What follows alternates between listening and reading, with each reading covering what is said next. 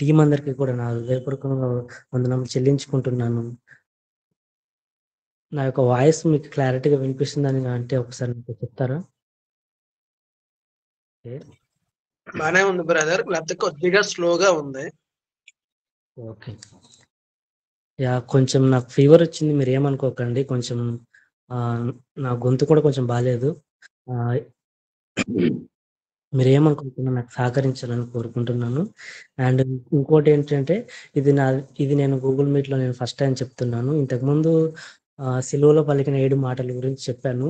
అది అది కాకుండా నేను స్వయంగా ఇది మొదటిగా వాక్యమైతే ఇది మొదటిగా చెప్తున్నాను.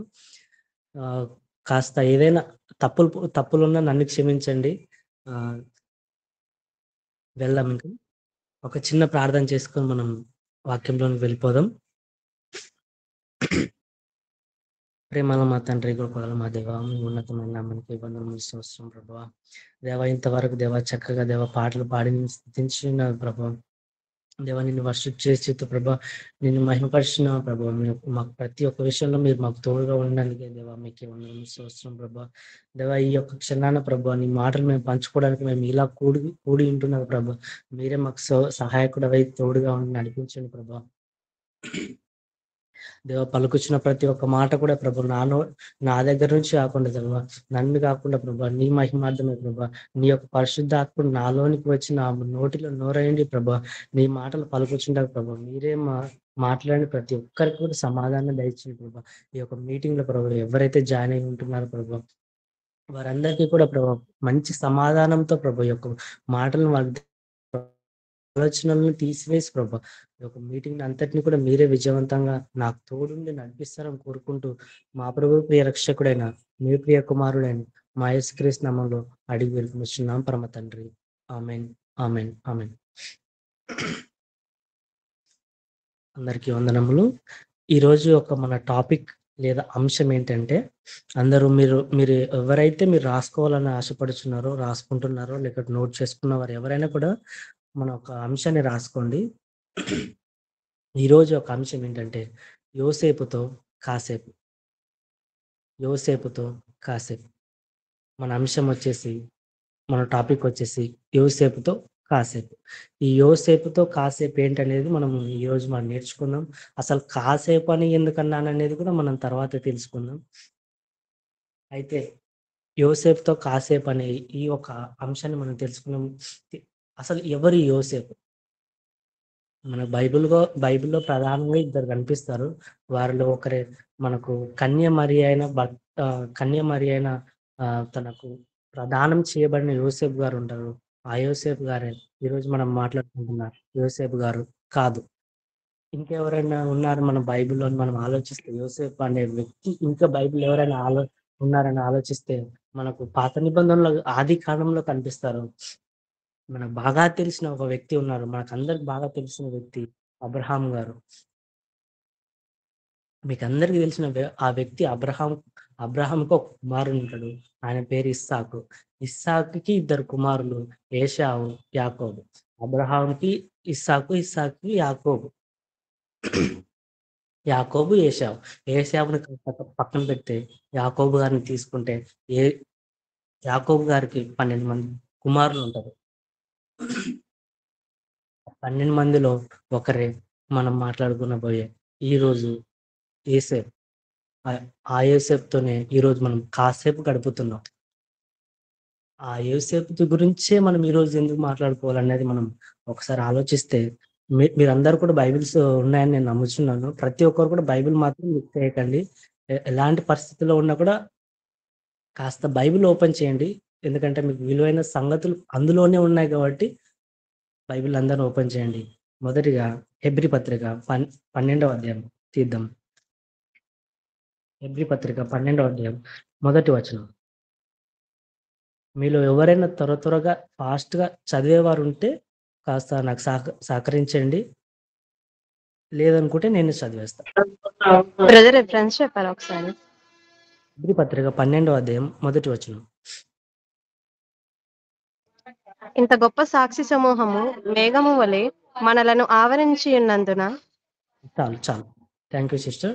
అయితే ఈ యొక్క వాక్యం ఇక్కడ ఏమని మనకు చెప్తుందంటే, ఇంత గొప్ప సాక్షి సమూహం అని అంటుంది మొదటిగా. తర్వాత మేఘము వలె ఆవరించి ఉన్నది అని ఉంటుంది. ఆ యొక్క గొప్ప సాక్షి సమూహం ఏంటి? ఆ ఒక మేఘం ఏంటి మనం ఆలోచిస్తే దానికన్నా ముందు దానికన్నా ముందు ఒక అధ్యాయం ఉంటది. అదే 11 అధ్యాయం. ఆ 11 అధ్యాయంలో విశ్వాస వీరులుంటారు. ఆ విశ్వాస వీరుల్లో ఒకడే మనకు 11 అధ్యాయం 12వ వచనంలో కనిపిస్తాడు. చదవాల్సిన అవసరం లేదు. 12వ 22వ వచనంలో కనిపిస్తారు 11 అధ్యాయంలో. ఆయనే యోసేపు గారు. ఆయన ఎలా ఉన్నారు మనం ఆలోచిస్తే గొప్ప సాక్షి సమూహముగా మనలను మేఘము వలె ఆవరించి ఉన్నాడని ఈ యొక్క బైబిల్ మనకు సెలవిస్తుంది.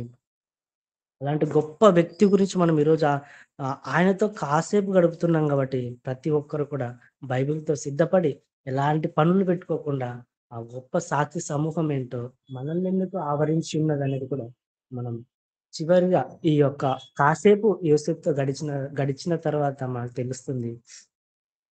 అయితే యోసేపు గారికి తండ్రి యాకోబు గారు. ఈయన తల్లి మాత్రం రాహేలు.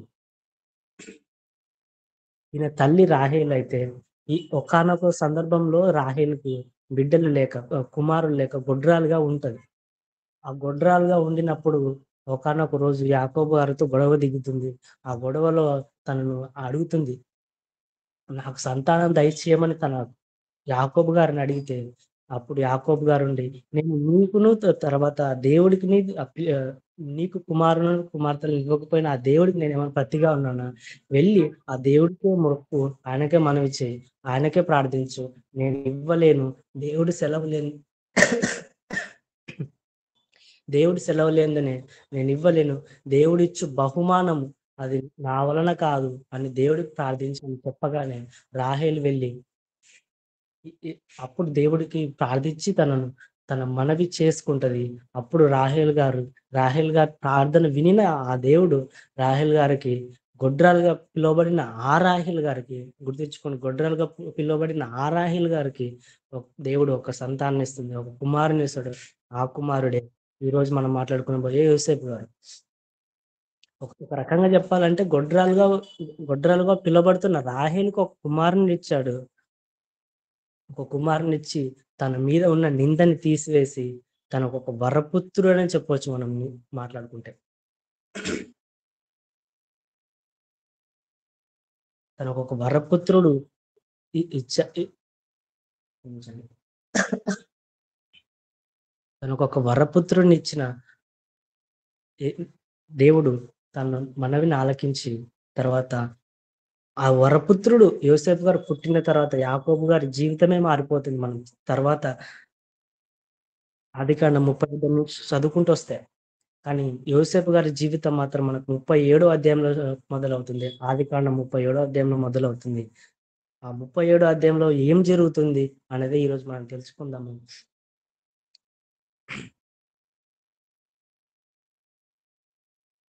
అయితే 37 అధ్యాయంలో మనకు మొదటిగా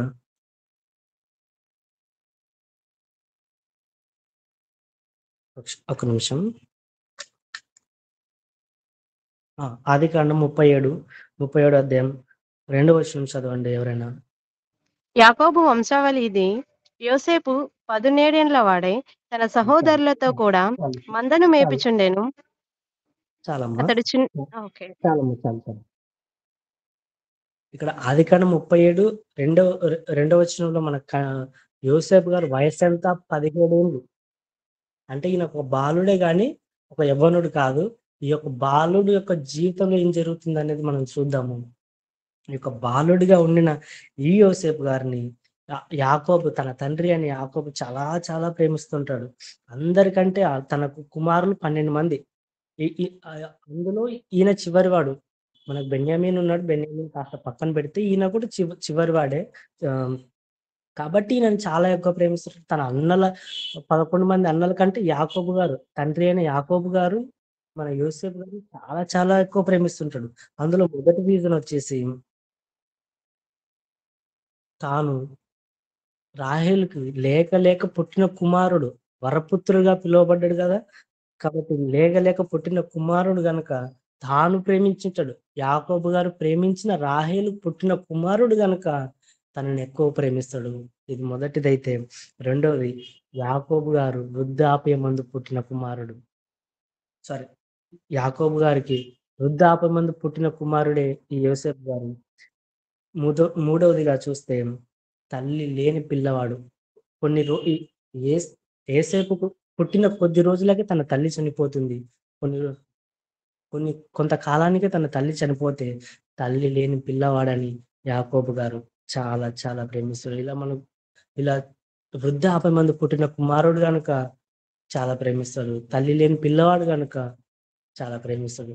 తాను ప్రేమించిన రాహేలుకు పుట్టిన కుమారుడు గనుక చాలా ప్రేమిస్తాడు యాకోబు గారు యోసేపు గారిని. ఒక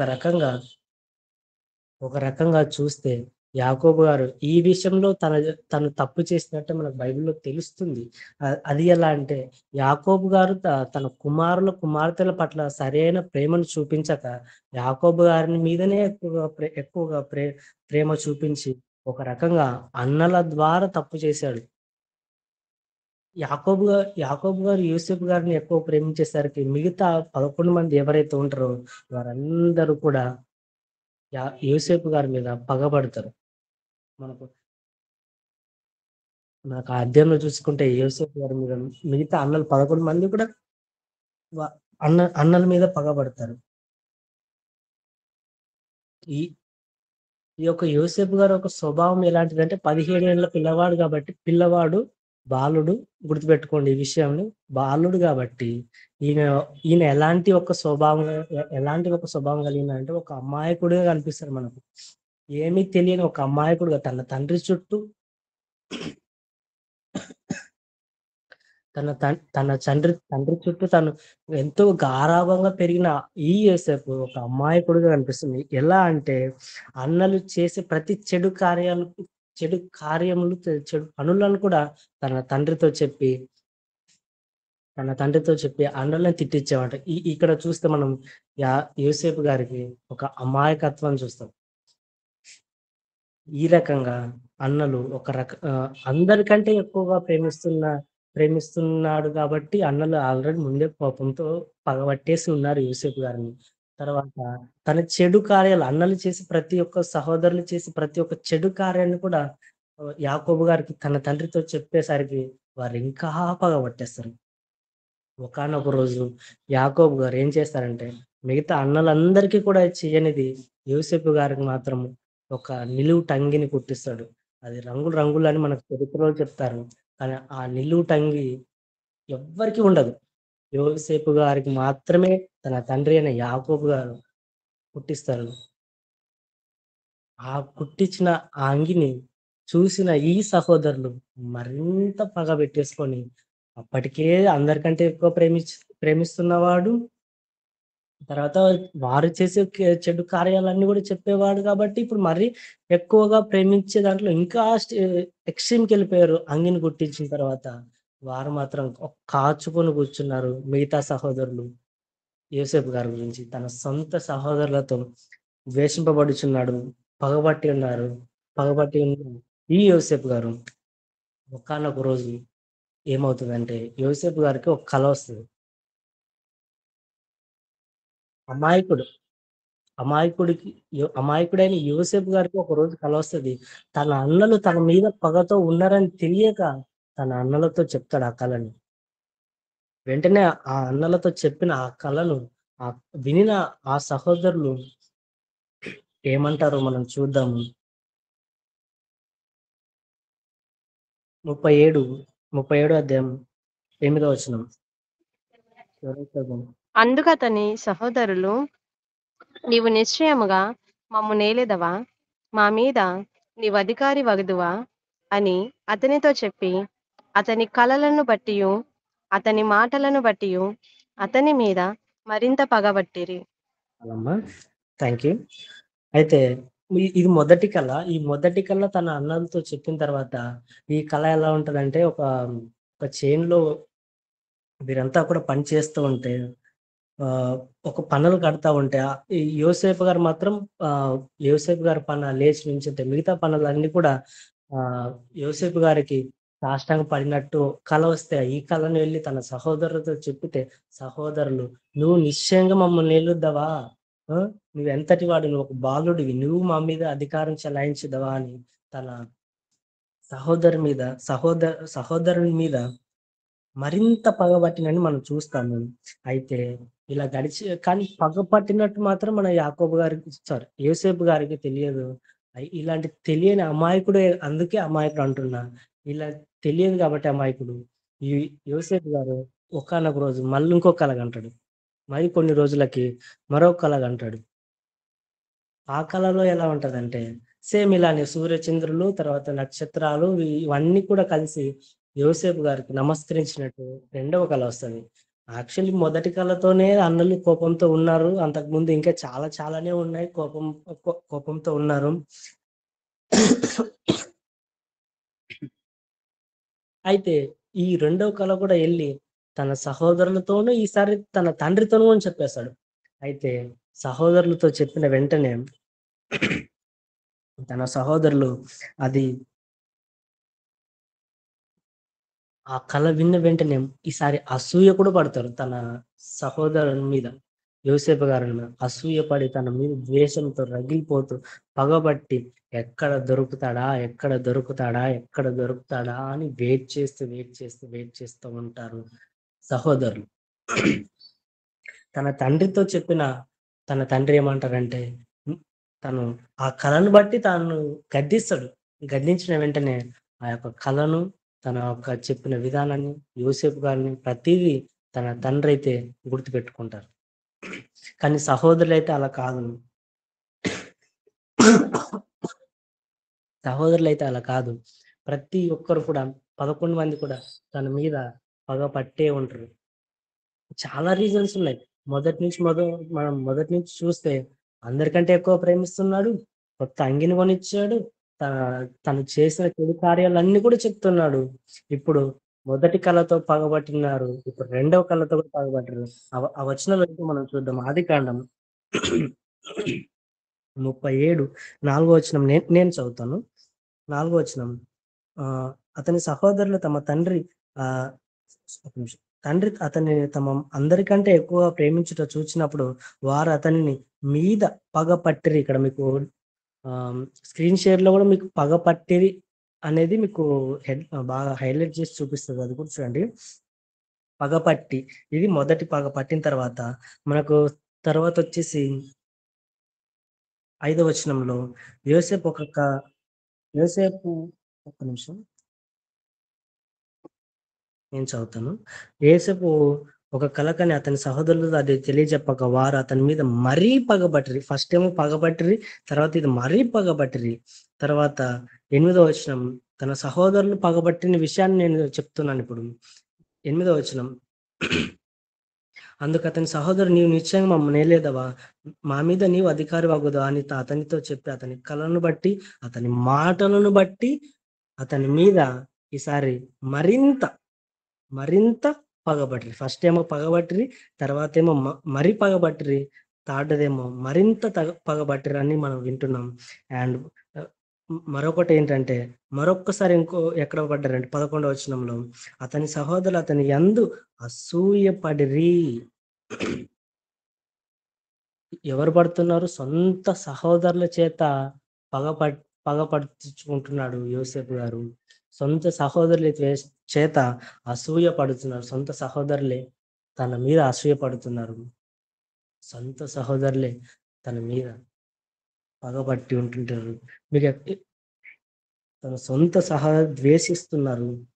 పాత నిబంధనలో సొంత సహోదరుల చేత ద్వేషింపబడుచున్న ఈ యోసేపు మనకు కనిపిస్తున్నాడు. పాత నిబంధనలో సొంత సహోదరుల చేత ద్వేషింపబడుచున్న ఈ యోసేపు మనకు కనిపిస్తున్నాడు. పాత నిబంధనలు మరి కొత్త నిబంధనలు కనిపిస్తున్నారంటే యేసుక్రీస్తు వారు కనిపిస్తారు. యేసుక్రీస్తు వారు కూడా తన సొంత సహోదరుల చేత క్షమించండి, సొంత సహోదరుల చేత యేసుక్రీస్తు వారు కూడా ద్వేషింపబడినట్టు మనం చూస్తాము బైబిల్లో. మార్క్స్ వార్త 3వ అధ్యాయం 20-22 చూద్దాం. మార్కు సువార్త 3వ అధ్యాయం 20-22.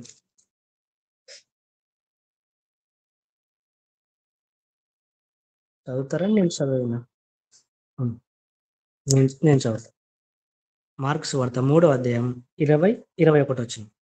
ఆయన ఇంటిలోనికి వచ్చినప్పుడు జనులు మరలా గుంపు కూడి వచ్చిరి గనుక భోజనం చేయుటకైనను వారికి వీలు లేకపోయాను. ఆయన ఇంటివారు సంగతి విని, యేసుక్రీస్తు వారి ఇంటివారు ఆ సంగతి విని, అంటే భోజనం చేయడానికి వచ్చి ఉన్నారని ఒక సంగతి విని ఆయన మతి చెల్లించదని చెప్పి ఆయనను పట్టుకొనబోయిరి. మనం బాగా గమనిస్తే ఇక్కడ మన సొంత సహోదరులు, అంటే అక్కడ తన ఇంటి వారంటే తన తల్లి లేకపోయి ఉండొచ్చు, కానీ మిగతా సహోదరులు అయితే ఉన్నారు. తన సొంత సహోదరుల చేత మతి చెల్లించడాన్ని తన సొంత సహోదరుల చేత దేశింపబడుచున్నట్టుగా మనం క్రొత్త నిబంధనలో యేసుక్రీస్తు వారిని చూస్తాం. ఇది యోసేపు గారికి తర్వాత యేసుక్రీస్తు వారికి ఉన్న ఒక సిమిలారిటీ నెంబర్ 1 అని పెట్టుకోండి. మీరు ఒక నిమిషం.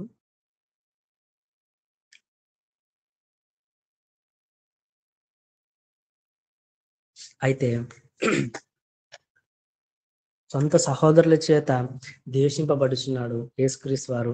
సొంత సహోదరుల చేత ద్వేషింపబడిచి పగపట్టిన వారు యేసుపు వారి సహోదరులు. అయితే కొన్ని రోజులు గడిచాయి. మనం వెనకొద్దాం. కొన్ని రోజులు గడిచాయి. ఆ కొన్ని రోజులు గడిచిన తర్వాత అన్నలు ఎవరైతే ఉన్నారో 11 మంది కూడా తన తండ్రి యొక్క మందను తీసుకొని, అంటే గొర్రెల మందని తీసుకొని,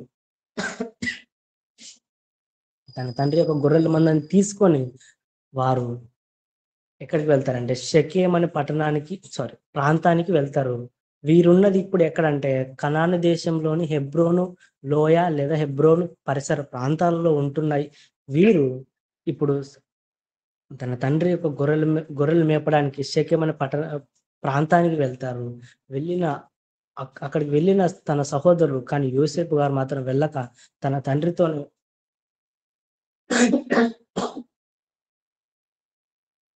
తండ్రితోనే కూడా తాను ఉండి ఉంటాడు.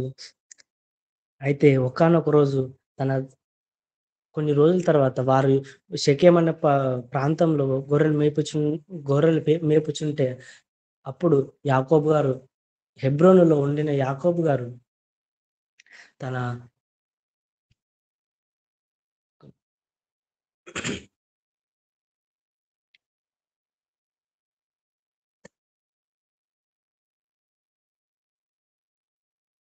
ఓకే, క్షమించండి, కొంచెం ఏమనుకోకండి, ఇగ్నోర్ చేసేయండి జస్ట్. అయితే షెకెంలో ఉన్న తన కుమారుల యోగక్షేమాలను తెలుసుకోవడానికి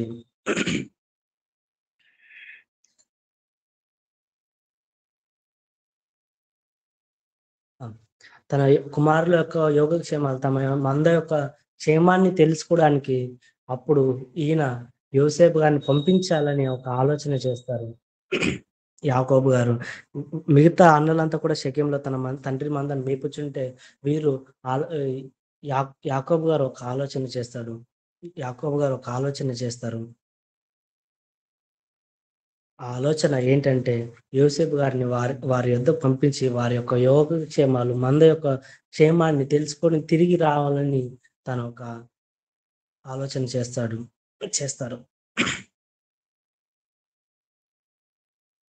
ఆ రోజు యాకోబు గారికి వచ్చిన ఈ యొక్క ఐడియా యోసేపు యొక్క నిండు జీవితాన్ని మార్చేస్తుంది. అది తనకు తెలియదు. మనం సాధారణంగా వింటుంటాం కదా, ఒక ఐడియా నిండు జీవితాన్ని మార్చేస్తుందని. కానీ ఆ రోజు యాకోబు గారికి వచ్చిన ఈ ఐడియా యోసేపు గారి నిండు జీవితాన్ని మార్చేస్తుంది. ఆ రోజు పంపించాలనుకుంటున్న యోసేపు గారి యొక్క భవిష్యత్తు ఏంటో తాను తెలియదు. పంపిస్తున్న తన భవిష్యత్తు ఏంటో కూడా తనకు తెలియదు. పంపుతున్న వాడు తిరిగి వస్తాడన్న ఒక ఆశతో పంపించాడేమో, కానీ తిరుగు రాగలన్న ఒక ఆలోచన మాత్రం తనకు లేదు. వెళ్తాడు, షెకెంకి వెళ్తాడు, తిరిగి వచ్చి మళ్ళీ నాతోనే ఉంటాడు అని ఒక ఆలోచన చేసి యాకోబు గారు యోసేపు గారిని షెకెముకి పంపించాలని ఒక ఆలోచన చేసి షెకెముకి తన అన్నల యొద్దకు పోయి వారి యొక్క యోగక్షేమాన్ని తెలుసుకొని రమ్మని పంపిస్తాడు. ఆ యోసేపు గారు ఆ ఆ మాట విని వెళ్తారు షెకెంకి. షెకెం అనే ప్రాంతానికి షెకెం అనే ప్రాంతానికి వెళ్తారు. వెళ్ళిన తర్వాత అక్కడ చూసేసరికి షెకెంలో వారి అన్నలు మాత్రం కనిపించరు. వారి యొక్క సహోదరులు మాత్రం కనిపించరు.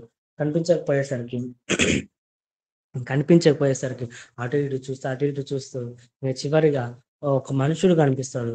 ఆ మనిషిని అడుగుతాడు, ఇక్కడ గొర్రెల మందలు మేపుచ్చు నా సహోదరులు మీకు కనిపిస్తే దయచేసి నాతో చెప్పమంటే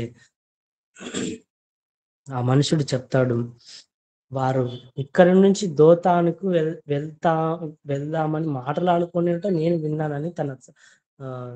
విన్నానని యోసేపు గారితో చెప్పిన వెంటనే తన కృతజ్ఞతాస్తుతులు చెల్లించి థ్యాంక్ యూ చెప్పి తాను కూడా ఇప్పుడు ఏం చేస్తాడంటే దోతానికి ఆలోచన చేస్తాడు. కానీ ఇక్కడితో తన తిరిగి మళ్ళీ హెబ్రోన్కి వెళ్ళిపోయి ఉంటే చాలా మంచిది. కానీ అలా వెళ్ళక తండ్రి మాట చెప్పాడు, అన్నల యొక్క క్షేమాన్ని తెలుసుకొని తిరిగి తండ్రికి చెప్పాలని ఒక ఆలోచనతో మళ్ళీ షెకెం నుంచి పయనం కట్టాడు. ఈసారి ఎక్కడికి? దోతానికి. మొదటిగా ఎక్కడి నుంచి వచ్చాడు? హెబ్రోన్ నుంచి. గుర్తుపెట్టుకోండి, ఈ యొక్క ప్రాంతాల పేర్లు గుర్తుపెట్టుకోండి. హెబ్రోన్ నుంచి షెకెంకి వచ్చాడు. షెకెంలో అన్నలు కనిపించకపోయేసరికి ఒక మనుషుని ద్వారా ఇప్పుడు ఎక్కడికి వెళ్తున్నాడు? దోతానికి వెళ్తున్నారు. మీరు ఎవరైనా స్పందిస్తారా? ఓకే.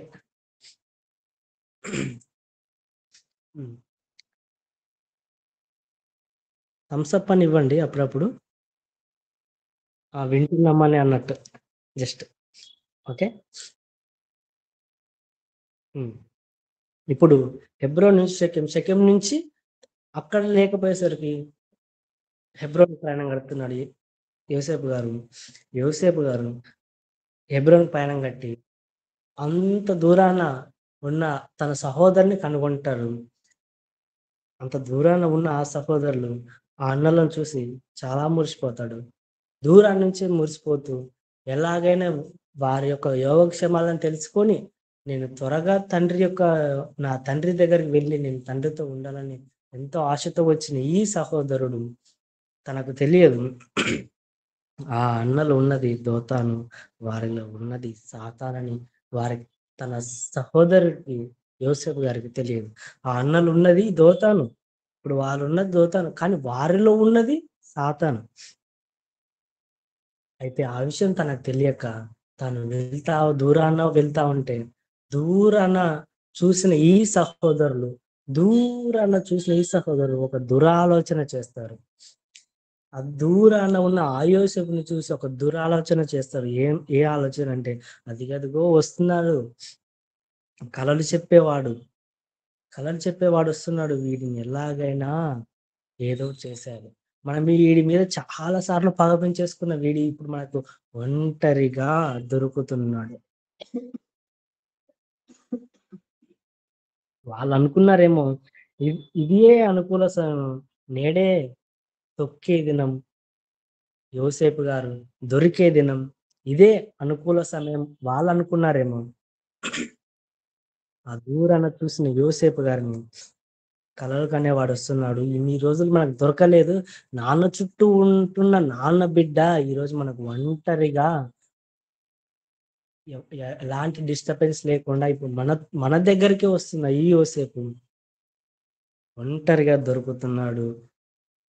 వీడిని ఏదో చేయాలని ఆలోచన చేస్తారు. ఆ దురాలోచన చంపేయాలని ఆలోచన చేస్తారు. తన సొంత సహోదరుని ఏం చేయాలని ఆలోచిస్తున్నారు సహోదరులు? ఉన్నారా ఎవరైనా? ఓకే, అప్పుడు థమ్స్అప్ ఇవ్వండి సరిపోద్ది. ఓకే, చంపేయాలని ఒక దురాలోచన చేస్తే అక్కడ ఉన్న రూబెన్ అనే పెద్దవాడు మాత్రం అది చేయడం మనం కరెక్ట్ కాదు, వాడు మన సహోదరుడు, వాని రక్తం మనం చిందించకూడదని వారి యొక్క ఆలోచనల్ని తప్పించేస్తారన్నమాట.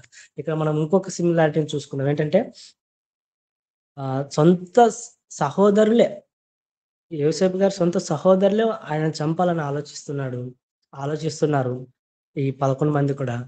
కానీ సొంత సహోదరులే యేసుక్రీస్తు వారిని సిలువేసి చంపేస్తారు. ఇశ్రాయేలు యూదులంతా కూడా యేసుక్రీస్తు వారి యొక్క సహోదరులే, సొంత సహోదరులే యేసుక్రీస్తు వారిని సిలువేసి చంపేశారు.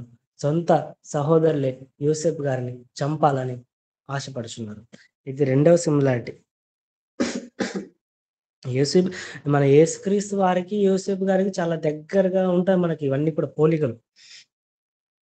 అయితే దగ్గరకు వచ్చారు, యోసేపు గారు తన అన్నల దగ్గరకు వచ్చాడు.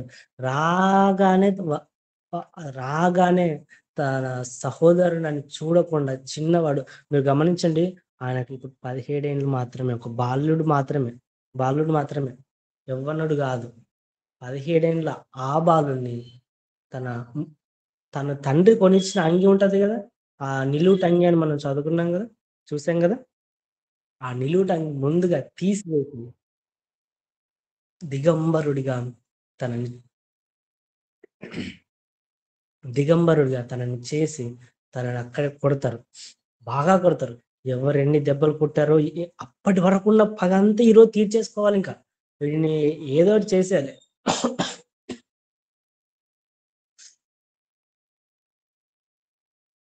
వీటిని ఏదో ఒకటి చేసేయాలి అని ఆ వస్త్రాన్ని తీసి ఎవరెన్ని దెబ్బలు కొట్టి ఉంటారో, ఎవరెన్ని మాటలని ఉంటారో మనకు ఎవరు ఏ చెంపన కొట్టారో, ఎవరు ఏ వీపున కొట్టారో తెలియదు. కానీ తన దిగంబరునిగా చేసి, యోసేపు గారిని దిగంబరుడిగా చేసి, దోతానులో దొరికాడు అని తన సహోదరులు పగ తీర్చుకునే ప్రయత్నం చేస్తున్నారు. ఇక్కడ వస్త్రాలు తీయబడ్డ యోసేపు కష్టాల్లోకి వెళ్తున్నాడు. మీకు మూడవ సిమిలారిటీ ఎక్కడో కనిపించాలి. ఒకానొక సందర్భంలో యేసుక్రీస్తు వారికి కూడా వస్త్రాలు తీయబడ్డాయి. యేసుక్రీస్తు వారికి కూడా ఒకానొక సందర్భంలో తీయబడ్డాయి.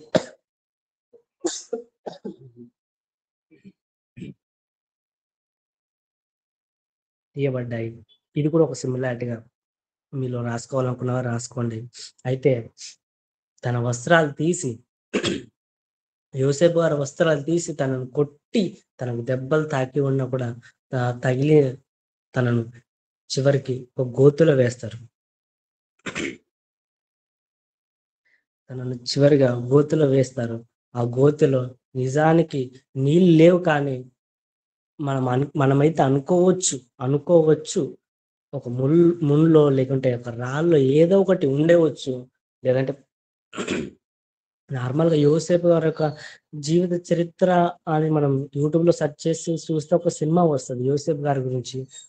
దాంట్లో అయితే అక్కడ పాములు ఉన్నట్టు కూడా మనకు చూపిస్తారు. అక్కడ పాములు ఉన్నాయో తెలియదు, రాళ్ళకెళ్ళి పడ్డాడో తెలియదు, లేకుంటే ముళ్ళలో పడినట్టు తెలియదు. కానీ దాంట్లో అయితే నీళ్ళు లేవు, ఆ గోతులో పడిపోతాడు యోసేపు గారు. ఆల్రెడీ ఆయన కొట్టి ఆయన దిగంబరుడిగా, మీరు గమనించండి, దిగంబరుడిగా 17 ఏళ్ళ పిల్లవాడు, ఇది మాత్రం గుర్తుపెట్టుకోండి. దిగంబరుడిగా తనను ఆ గోతిలో పడేస్తారు. పడేసిన తర్వాత వీరంతా కూడా సేద తీర్చుకుంటారు. ఈలోపే రూబన్ అనే పెద్దవాడు కాస్త బయటికి వెళ్తారు. బయటికి వెళ్ళిన తర్వాత ఈలోపే ఇక్కడున్న ఈ సహోదరులు ఎవరైతే, అందులో యూదా ఒక ఆలోచన చేస్తాడు. వీడిని ఈ గోతిలో చంపేస్తే మనకేమి లాభము, వీటిని ఇలానే ఉంచేస్తే మనకేమి లాభం, వాడి రక్తం మనం చూడకూడదు కదా, వాడు మన రక్త సంబంధి కదా అని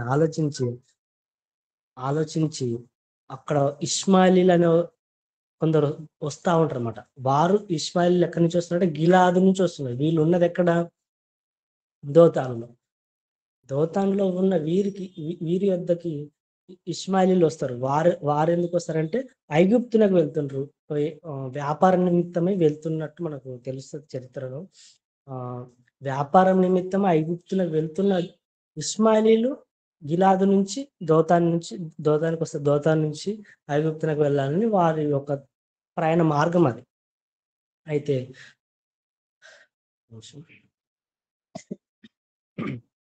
ఓకే. గిలాదు నుంచి వచ్చిన ఆ ఇష్మాయిలీలు మనకు అక్కడే మిద్యానీయులు కూడా మనకు ఒక చూస్తాం. మిద్యానీయులు, ఇష్మాయిలీలు ఒకటే. అక్కడ మీరు ఎవరు కన్ఫ్యూజ్ అవ్వకండి. ఆ ఇష్మాయిలీలు గిలాదు నుంచి వస్తా ఉంటే ఈ యూదా అనే ఒక సహోదరుడు మిగతా అన్నులతో కలిసి మనం వీడిని ఇలానే ఉంచేసి మనకి ఏమీ లాభం లేదు,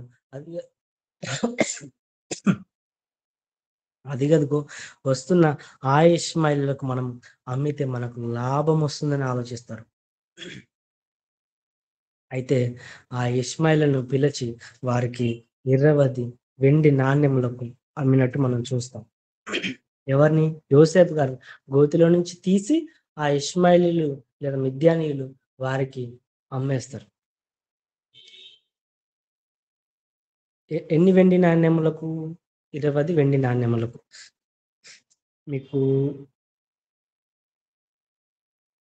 ఆదికాండం 37 చదవాల్సిన అవసరం లేదు, జస్ట్ రాసుకోండి. 37:28 వచనంలో మనకు అక్కడ 20 తులముల వెండికి అతన్ని అమ్మివేశారని ఉంటది. తర్వాత మీరు ఈ వీక్ అంతా కూడా ఆ అధ్యాయం చదవండి కొంచెం వీలైనంత వరకు. అయితే 20 వెండి నాణ్యములకు అమ్మబడిన యోసేపు 20 నాణ్యముల వెండికి అమ్మబడిన యోసేపు మనకు పాత నిబంధనలో కనిపిస్తాడు. 20 వెండికి అమ్మబడిన యోసేపు మనకు పాత నిబంధనలో కనిపిస్తాడు.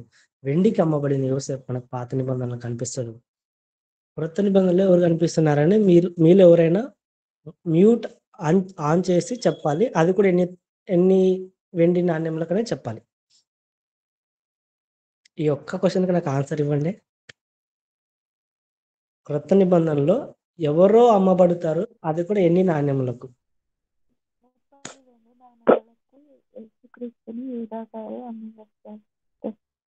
అక్క మీ వాయిస్ సరిగా వినిపించట్లేదు, మళ్ళీ ఒకసారి చెప్తారా ప్లీజ్? ఉన్నారా అసలు ఎవరైనా? బ్రేక్ అవుతుంది కొంచెం. టెక్స్ట్ మెసేజ్ చేస్తే కుదరదు. ఎవరైనా కానీ మ్యూట్ ఆన్ చేసుకొని చెప్పాలి.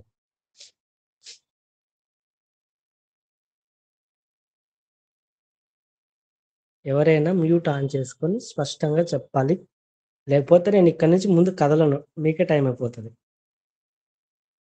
క్రొత్త నిబంధనలు సిమిలారిటీగా యోసేపు గారికి సిమిలారిటీగా ఎవరో అమ్మబడతారు.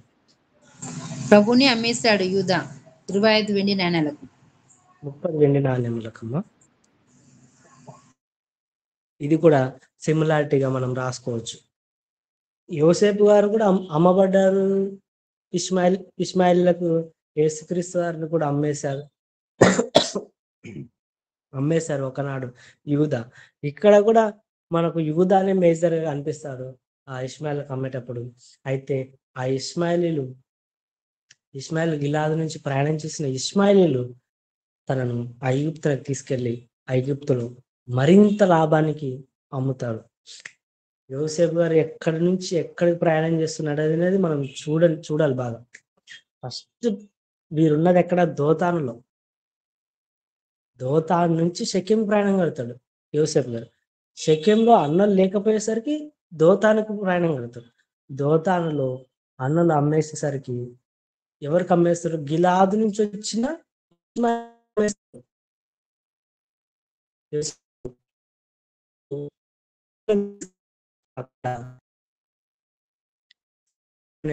వ్యక్తి మరింత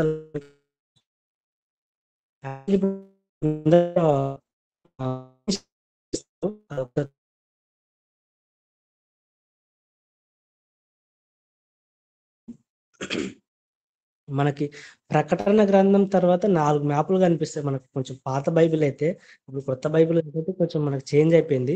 అయితే ప్రకటన గ్రంథం తర్వాత 4 మ్యాపుల్లో 2వ మ్యాప్ తీయండి ఎవరైనా. అక్క స్క్రీన్ షేర్ ఆన్ చేయండి మీరు. స్క్రీన్ షేర్లో చూడండి. బైబిల్ లేకపోయిన వాళ్ళు చూడండి, బైబిల్ ఉన్నవారు కాదు. ఫస్ట్ మ్యాప్ ఇది కాదు, ప్లేన్ ఉంటుంది, ప్లేన్, టోటల్ ప్లేన్. ఇది కాదు, ఇది కాదు, ప్లేన్.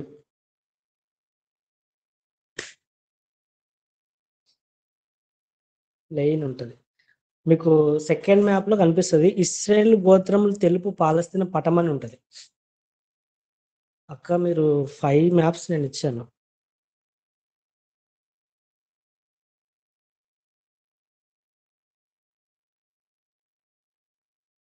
ఒక నిమిషం.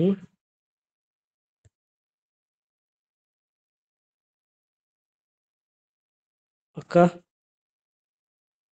మీరు బైబిల్ లేని వారు మాత్రం ఇక్కడ స్క్రీన్ షేర్లో చూపిస్తుంది. అక్క నేను స్క్రీన్ షేర్ చేస్తా.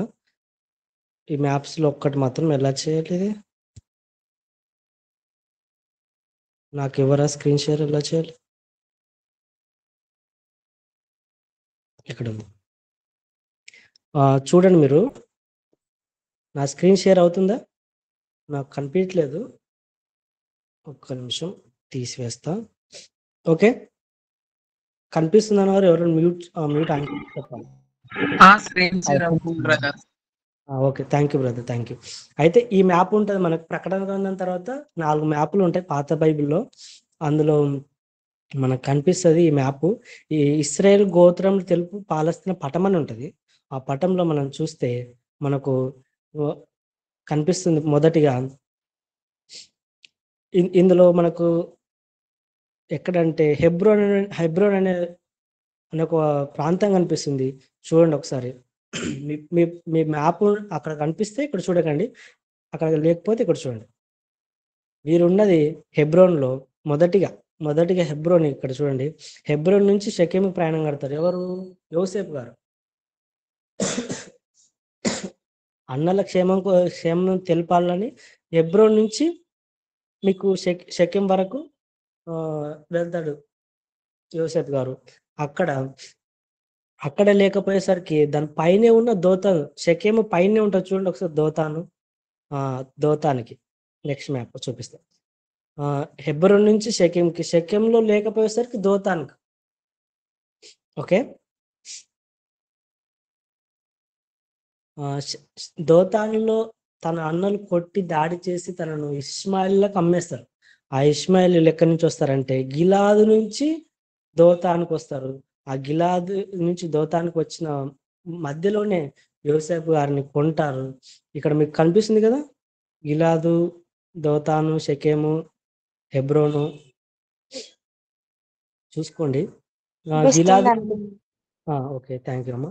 గిలాదు నుంచి వచ్చిన ఇష్మాయిలు యోసేపు గారిని దోతాన్లో కొనేసి ఇప్పుడు ఐగుప్తులకు తీసుకెళ్తారు. ఆ ఐగుప్తు ఎక్కడుందంటే మనం కిందికి వస్తే మైళ్ళ పరిమాణం అని ఉంటుంది.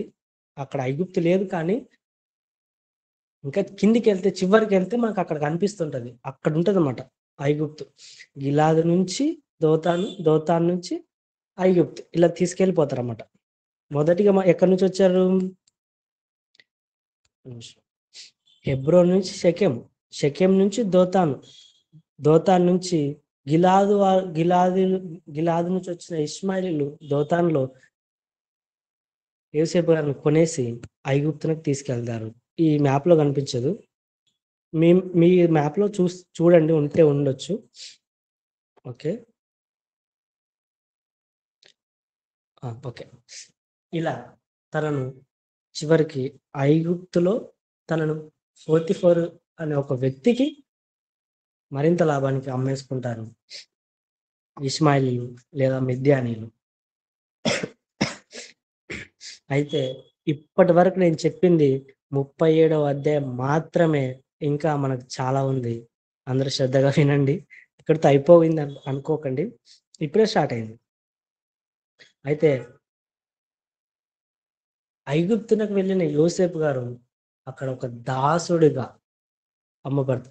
ఆ రోజు ఒక దాసుడిగా అని అమ్మబడ్డాడు అంటే వాడిని చంపేసినా కూడా అడిగే నాదుడు రాడు, అడిగే ప్రభుత్వాలు రావు, అడిగే రాజకీయాలు కూడా రావు. ఆ రోజు ఏ రాజు రాడు. ఒక దాసుడిని ఎంతనే హింస పెట్టొచ్చు, వాడి కాళ్ళని తీసేసినా, చెయ్యి తీసేసినా, ఏమి చేసినా అడిగే రోజులు లేవు ఆ రోజు. అలాంటి సిచ్యువేషన్ లోకి 17 ఏళ్ల పిల్లవాడు 17 ఏళ్ల బాలుడు వెళ్తున్నాడు కష్టాల్లోనికి. ఎలా వెళ్తున్నాడు? దిగంబరుడిగా. గుర్తుపెట్టుకోండి.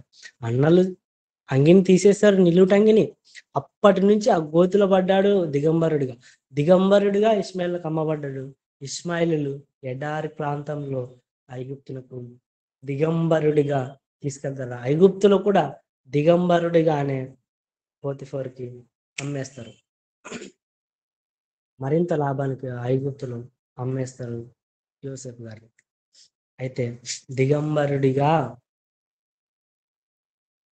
అమ్మబడ్డ ఆ యోసేపు ఒక్క నిమిషం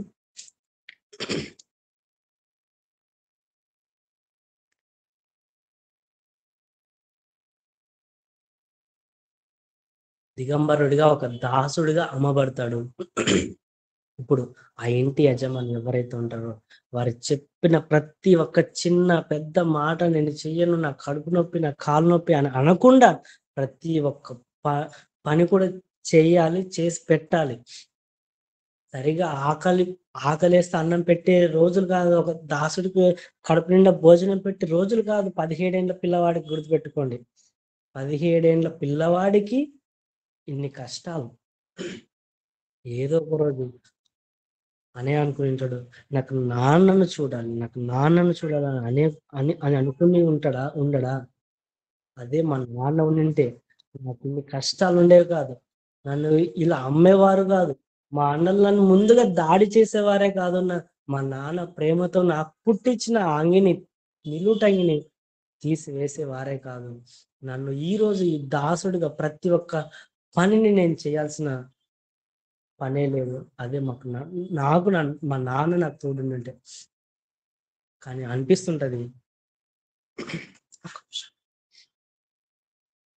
అనిపిస్తుంటది తనకు నాన్నను చూడాలని ఒక ఆశ ఉండే ఉంటది. నాన్నను చూడాలనుకుంటున్నారు యోసేపు, కానీ అది తీరేట్టుగా లేదు. ఒక దాసుడిగా అమ్మబడ్డారు. ఆ రోజుల్లో దాసుడిగా అమ్మబడితే ఎలా ఉంటుందో తనకు ముందుగానే తెలిసే ఉంటది. ఆల్రెడీ ఫిజికల్ గా తనను దాడి చేశారు. ఆల్రెడీ తనను దాడి చేసిన ఒక దెబ్బలు ఉంటాయి తన మీద, తన శరీరం మీద గాయాలతో, నొప్పులతో దిగంబరుడిగా అమ్మబడ్డాడు. అమ్మబడి ఇంకొకసారి మరింత లాభానికి అమ్ముతుంటున్నారు. దాసుడిగా చివరికి అమ్మబడ్డాడు. ఈ యొక్క యోసేపు గారు ఆ రోజు తనకు తల్లి లేదు, చనిపోయింది. తన తండ్రి మాత్రమే. తన తండ్రి అల్లరి ముద్దుగా పెంచుకుంటున్న ఆ యోసేపు ఈరోజు ఇక్కడ ఎవరు లేరు, ఎవరు పరిచయస్తు లేరు. బిక్కుమంటూ ఆ ఐగుప్తులో దాసుడిగా పనిచేస్తున్నాడు యోసేపు గారు. మీరు గమనించండి, ఆ రోజు యోసేపు గారికి తన భవిష్యత్తు ఉందా? తను అనుకుని ఉంటాడా, నేను రేపు ఒక డాక్టర్ అవ్వాలి. ఈ రోజు మనం అనుకుంటున్నాం ఒక డాక్టర్ అవ్వాలి, ఒక యాక్టర్ అవ్వాలి, ఒక పోలీస్ అవ్వాలి అని మనం అనుకుంటున్నాం. ఒక దాసుడుగా అమ్మబడిన యోసేపు తనకు భవిష్యత్తు ఉందా? తనకు రేపే చంపేయచ్చు తన యజమాని, కానీ తనకు భవిష్యత్తు లేదు. ఎప్పుడైతే దోతాన్ని వదిలి షెకెము ప్రయాణం కట్టాడో ఆ రోజే తనకు శ్రమలు స్టార్ట్ అయ్యాయి. షెకెం నుంచి దోతాన్లో అన్న కొట్టిన దెబ్బల నుంచి, గోతిలో నుంచి, తర్వాత అమ్మబడి, తర్వాత మరీ లాభానికి అమ్మబడి ఇప్పుడు దాసుడిగా చేరాడు ఇక్కడ యోసేపు గారు. ఆల్రెడీ తనకు ఫిజికల్ గా తన మీద దెబ్బలు ఉంటే ఆయన ఇప్పుడు మానసికంగా నా తండ్రి నన్ను ఎందుకు వదిలాడు, నా తండ్రి ఆనాడు నన్ను పంపించకపోయింటే ఈ రోజు నేను నా తండ్రితో నేను సుకుమారంగా సుందరుడిగా నా తండ్రితోనే ఉంటాను కదా. ఇప్పుడు తన దెబ్బలతో, తన ఒక గాయాలని, ఒక దాసుడిగా, ఒక దీనుడిగా ఏమీ చేయలేని సిచ్యువేషన్ లో యోసేపు గారు ఉన్నారు. యోసేపు గారు ఉన్నారు. ఒకానొక రోజు యేసుక్రీస్తు వారి పరిస్థితి కూడా అది. సిలువలో మేకులతో కొట్టారు, ఆయన శరీరాన్ని బాధించారు కొరడా దెబ్బలతో. ఆయన ఒక రక్తాన్ని చూశారు. మీకు అందరికి తెలిసి ఉంటది. యెషయా గ్రంథం 53:2 నేను చదువుతాను, లేదంటే మీరు చదవండి. 53:2.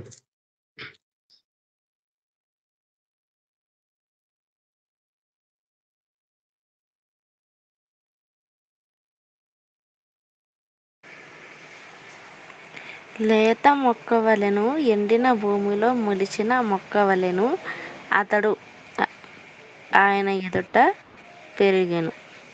అతనికి స్వరూపమైనను సొగసైనను లేదు. మనం అతన్ని చూసి చాలు. అయితే ఇక్కడ యేసుక్రీస్తు వారి గురించి మాట్లాడుతున్నారు. లేత మొక్క వలె ఎండిన భూమిలో మొలిచిన మొక్క వలె అతడు ఆయన ఎదుట పెరిగడు. ఎవరు పెరిగారు? దేవుని ఎదుట యేసుక్రీస్తు వారు పెరిగారు. తండ్రి ఎదుట యేసుక్రీస్తు వారు ఒక మొక్కలా, లేత మొగ్గలా యేసుక్రీస్తు వారు పెరిగిన తర్వాత ఆయనకు చివరికి ఏమైందంటే అతనికి స్వరూపమైనను లేదు, సొగసైనను అతనికి లేదు. ఒక స్వరూపం లేదు, ఒక సొగసు లేని వానిగా సిలువలో యేసుక్రీస్తు వారు కనిపిస్తుంటే మనకు ఈ ఈ యొక్క యోసేపుతో కాసేపులో కూడా మనం బాగా ఆలోచిస్తే ఆయన తండ్రి ఎదుట ఎలా ఉన్నాడు? ఆయన తండ్రి ఎదుట ఎలా ఉన్నాడు? లేత మొక్క వలె, ఎండిన భూమిలో మొలచిన మొక్క వలె ఉన్నాడు. ఎండిన భూమిలో మొలిచిన మొక్క వలె ఎలా? తన రాహేలుకు గొడ్రాలుగా ఉండిన ఆ రాహేలుకు కుమారుణ్ణి, ఒక నిమిషం,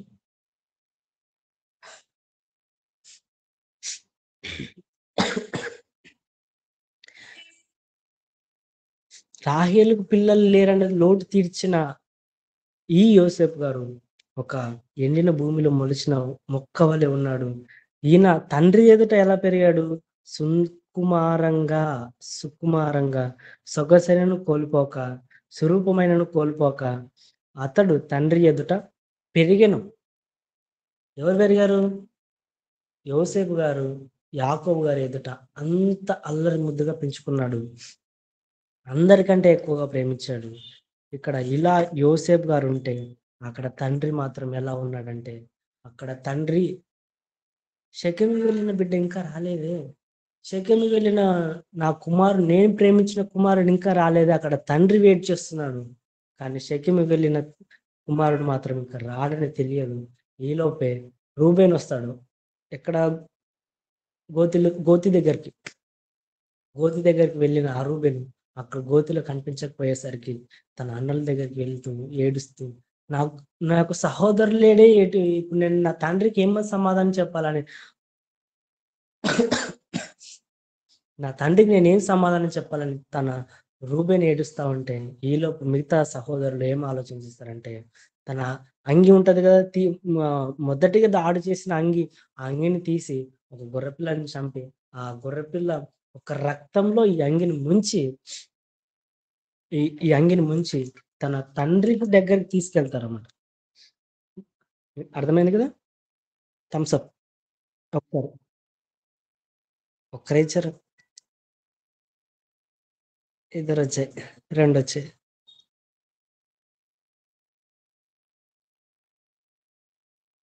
థమ్స్అప్ అని ఇవ్వండి ప్లీజ్.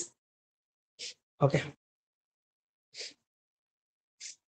ఆ గొర్రెపిల్ల ఒక రక్తంలో ముంచి తీసుకొచ్చారు యాకోబు దగ్గరికి తీసుకొచ్చిన వెంటనే ఏమని చూపిస్తున్నారో ఒకసారి మనం బైబిల్లో చూద్దాం. ఆదికాండం 37వ అధ్యాయం 32 నుంచి చదువుకుందాం. నేను చదువుతాను.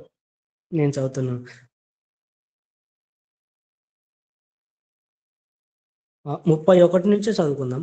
వారు యోసేపు అంగిని తీసుకొని ఒక మేకపిల్లను చంపి దాని రక్తంలో అంగిని ముంచి ఆ విచిత్రమైన నిలువు టంగిని పంపగా, వారు తండ్రి యొద్దకు దానిని తెచ్చి, ఇది మాకు దొరికెను, ఇది నీ కుమారుని అంగి అవునో కాదు గుర్తుపట్టమని చెప్పాను. ఓకే, ఇది నీ కుమారుని అంగి కాదు గుర్తుపట్టండి అంటే ఇప్పుడు ఏం చేస్తారు వాళ్ళు? తండ్రి దగ్గర తీసుకొచ్చేసారు అంగిని. ఆ రక్తంతో గొర్రెపిల్ల యొక్క రక్తంతో ఆ ముంచబడిన అంగిని తీసుకొచ్చి యాకోబు గారితో, ఇది నీ కుమారునిదేనా? నేను అక్కడ స్క్రీన్ షేర్ లో నేను నీ కుమారుని అనేది హైలైట్ చేశాను, బాగా చూడండి. నీ కుమారునిదేనా అని అంటున్నారే తప్ప ఇది నా సహోదరునిది అని ఏ ఒక్కడు కూడా 11 మందిలో అనట్లేదు. నీ కుమారునిదేనా, నీ కొడుకుదేనా, అంతేగాని నాకు సహోదరుడు కాదు, నాకు తమ్ముడు కాదు, నీ కుమారుడిది అయితే గుర్తుపట్టమని తన తండ్రి చేతికి అది ఇస్తే, తన తండ్రి అది చూసిన తండ్రి తానే కదా పుట్టించింది ఒకనొక రోజు, ప్రేమతో కుట్టించిన అంగి, నిలువుటంగి. మనం 37 మొదట్లో చదువుకుంటాం.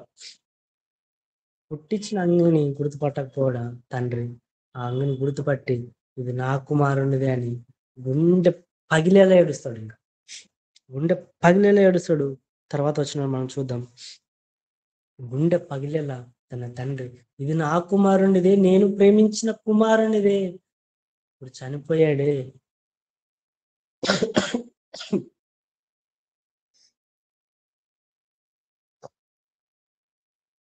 ఒక నిమిషం. ఇది నా కుమారునిదే, ఇప్పుడు చనిపోయాడే. ఆ ఆ గుర్తుపట్టిన అంగిని చూసి ఇది నా కుమారుడిదే.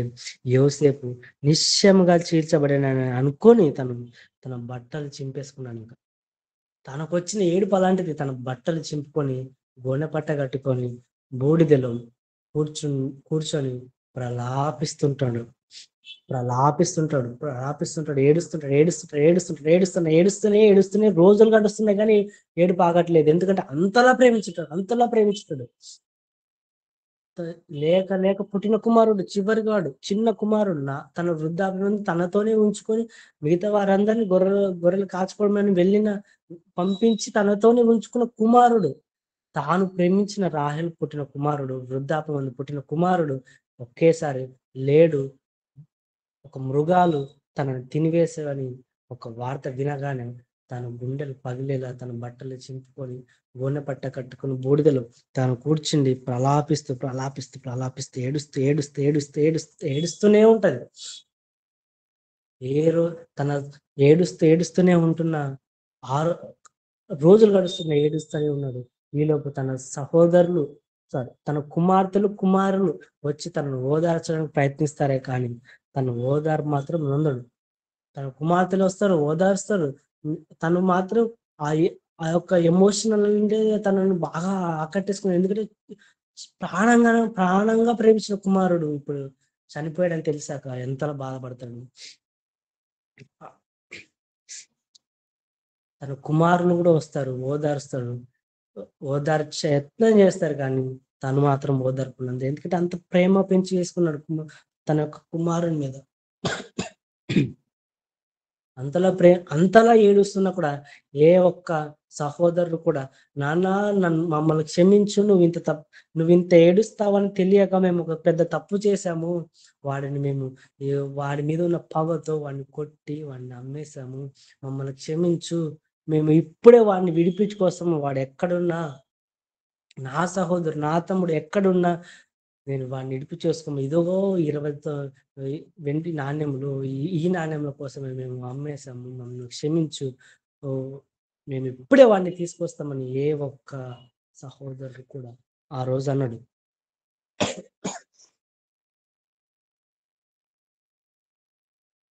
ఏ ఒక్క సహోదరుడు కూడా తనతో అన్నాడు. తను మాత్రం నువ్వు ఏడ్చి నువ్వు చచ్చినా పర్లేదు కానీ తండ్రి అని యాకోబు, కానీ వాడు మాత్రం తిరిగి నీ దగ్గర రావాల్సిన అవసరమే లేదు. నువ్వు ఏడ్చి నువ్వు చచ్చినా పర్లేదు కానీ వాడు మాత్రం రాడు అని ఒక గట్టిగా బలంగా ఉంటారు. తర్వాత యోసేపు గారు ఇప్పుడు పోతిఫర్ అనే కొంచెం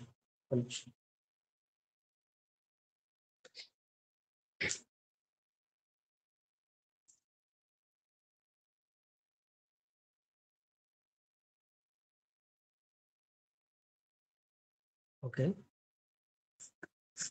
ఇప్పుడు యోసేపు గారు మాత్రం తన అమ్మబడి మిద్యానీయుల ఇష్మాయేలీయులతో తన అమ్మబడి ఫరో యొక్క ఉద్యోగస్తులైన పోతిఫరు చేత అమ్మబడిన అక్కడ యోసేపు గారు ఉంటా తన దాసుడిగా ఒక పనిని ప్రారంభిస్తాడు. దాసుడిగా పనిని ప్రారంభిస్తూ ఉంటే దేవుడు మాత్రం తనకు తోడుగా ఉంటాడు. మర్చిపోవద్దు, దేవుడు తనకు తోడుగా ఉంటాడు. ఉండిన కొద్ది కాలానికి తన ఒక నమ్మకాన్ని చూసి ఆ యొక్క పోతిఫరు తన ఇంటి మీద ఒక యజమానుడిగా తనను నియమిస్తాడు. యజమానుడు ఈయనే, కానీ తన తర్వాత ఎవరైనా ఉన్నారంటే అదే యోసేపు గారు. అంతలా తనను హెచ్చిస్తాడు. తనను హెచ్చించిన తర్వాత ఒకానొక రోజు ఏం జరుగుతుందంటే, కొంచెం స్పీడ్గా వెళ్దాం, మనకు టైం కూడా అయిపోతుంది, ఇంకా చాలా విషయాలు మాట్లాడుకోవాలి. అయితే ఒకనొక రోజు తన పోతిఫర్ భార్య ఉంటుంది. తన భార్య యోసేపు గారి మీద కన్నుపడుతుంది. యోసేపు గారు ఇప్పుడు యవ్వనుడు, ఇంతకుముందు బాల్యుడు, ఇప్పుడు యవ్వనుడు.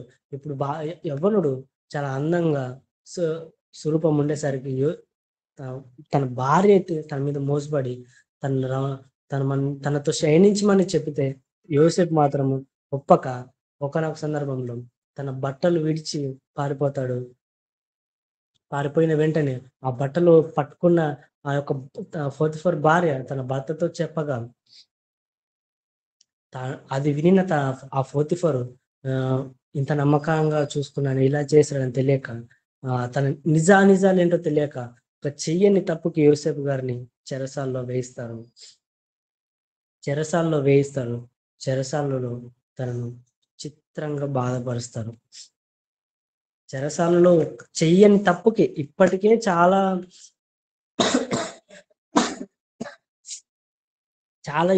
ఎక్కడి నుంచి దోతాన్ నుంచి ప్రారంభమయ్యి ఇక్కడ ఏదో కొన్ని రోజులకి నేను ఒక యజమానుడి తర్వాత ఒక యజమానుడు ఉన్నాను అనుకునే లోపే మళ్ళీ ఈసారి చెరసాల్లోకి తీసుకెళ్తున్నాడు. చెరసాల్లో ఏం జరిగిందో ఒకసారి మనం కీర్తనల గ్రంథం 105:17 చూద్దాం. కీర్తనల గ్రంథం 105వ అధ్యాయం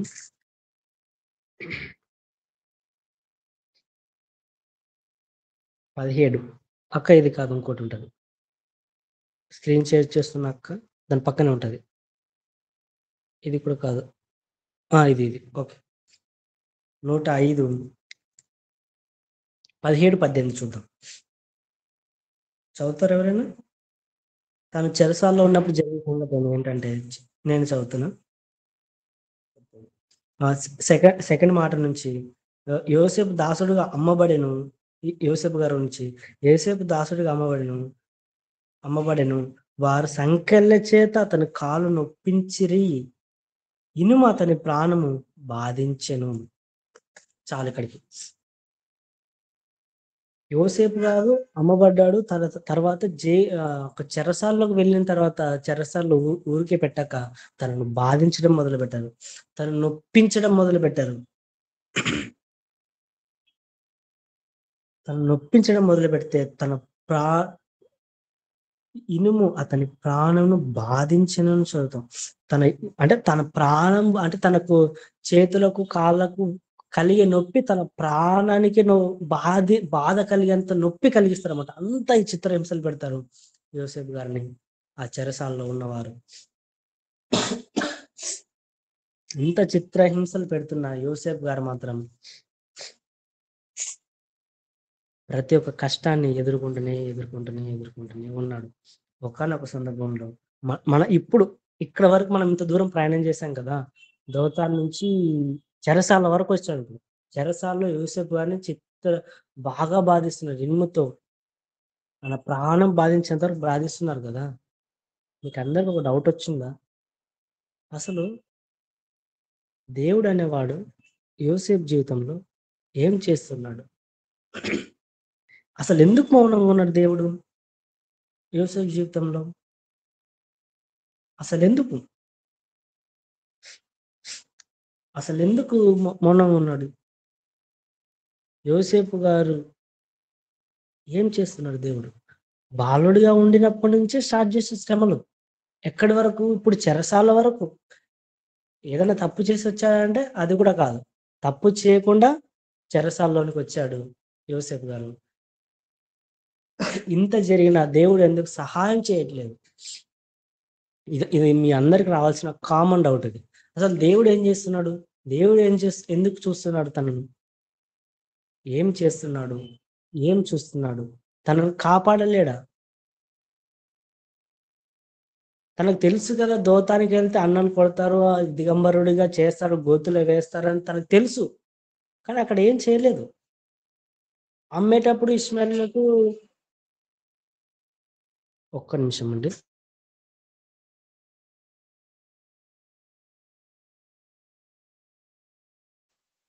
క్షమించండి. అయితే ఎక్కడున్నాం? ఇష్మాయిల్‌కి అమ్మేస్తారు అన్నదని తెలుసు దేవుడికి, కానీ అక్కడ కాపాడలేదు. ఇప్పుడు మరింత లాభానికి పోతిఫరు అమ్మబడినప్పుడు కూడా కాపాడలేదు దేవుడు. తాను చేయని తప్పుకి నిరపరాధిగా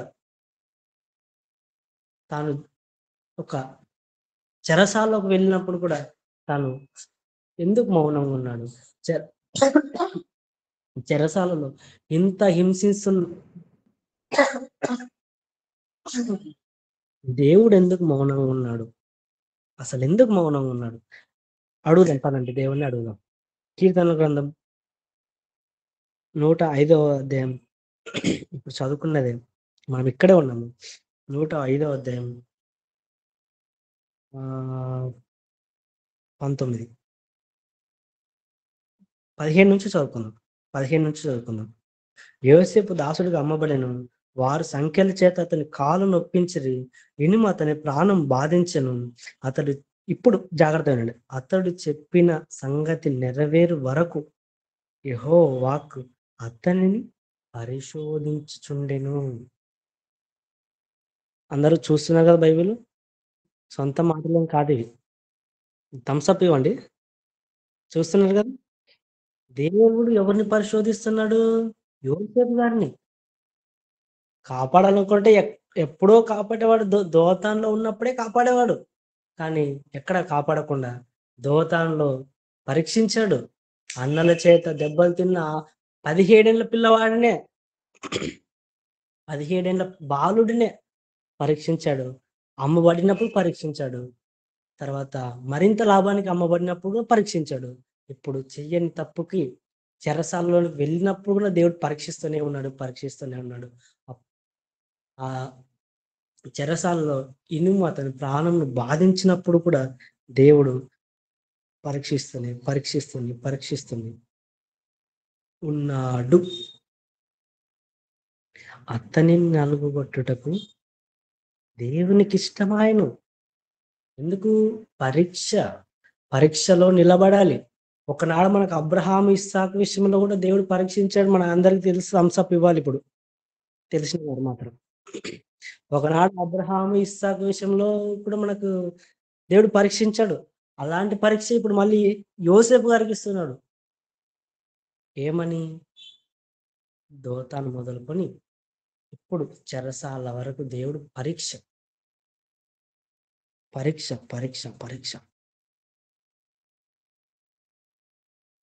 దేవుడికి ఎవరు కావాలి? కష్టాలు అనుభవించిన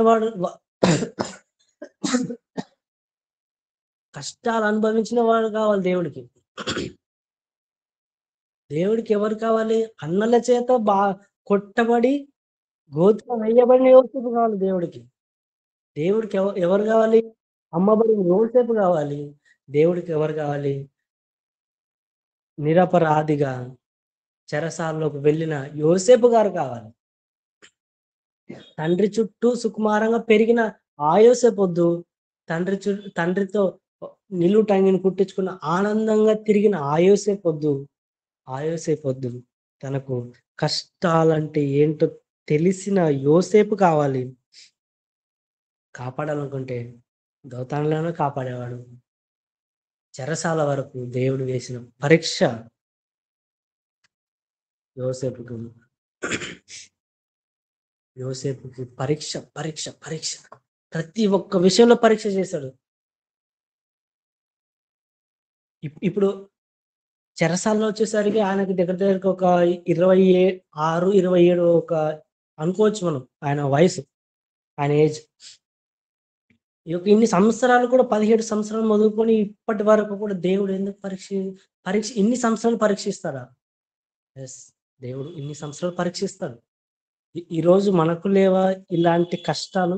అంటే సేమ్ కాకపోయినా కానీ వేరే కష్టాలనే మనకున్నాయా? ఇప్పుడు యాక్చువల్ చివరిలో ఉన్నాం, కొంచెం జాగ్రత్త వినండి. విలువైన మాటలు ఇక్కడే ఉన్నాయి. అయితే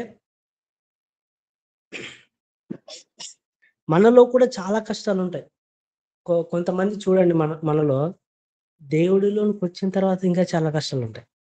దేవుడిలోనికి రాకముందు కష్టాలు ఉండవు. అంటే వారి యొక్క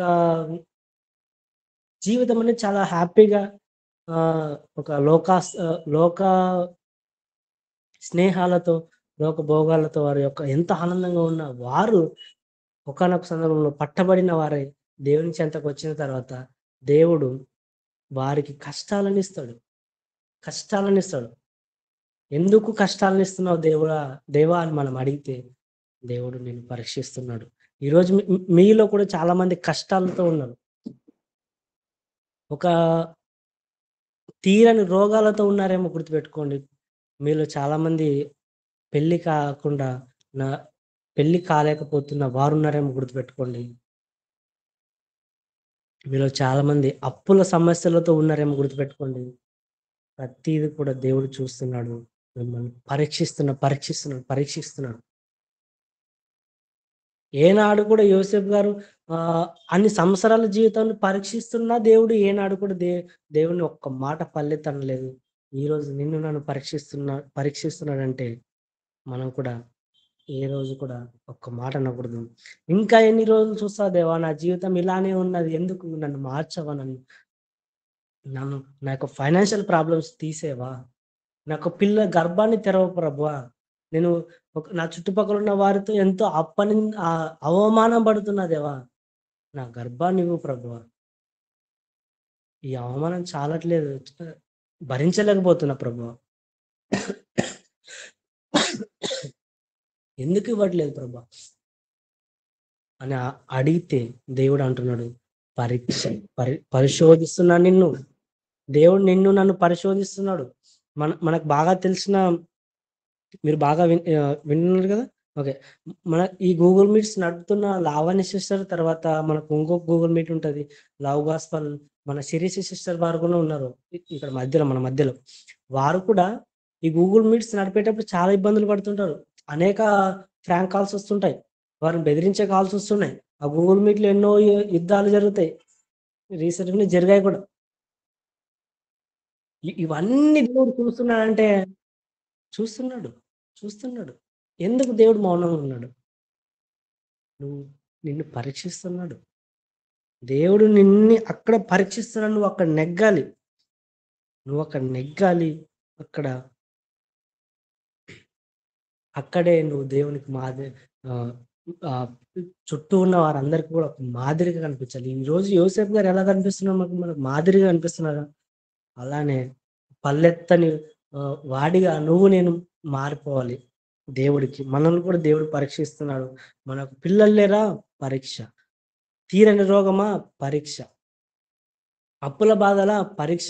ఈరోజు మీకు సొంతంగా ఏదైతే ఒక బాధలు ఉన్నాయో అన్నిటిని ఒకసారి గుర్తు తెచ్చుకోండి. అందరూ ఇక్కడ ఎవరైతే గూగుల్ మీట్లో వాక్యం పెట్టున్నారో ప్రతి ఒక్కరు కూడా మీ యొక్క ప్రాబ్లంని గుర్తు తెచ్చుకోండి. ఎందుకు ఇన్ని రోజులు సైలెంట్గా ఉన్నాడు, దేవుడు చూడట్లేదా అంటే దాన్ని దేవుడు పరీక్షిస్తున్నాడు నిన్ను.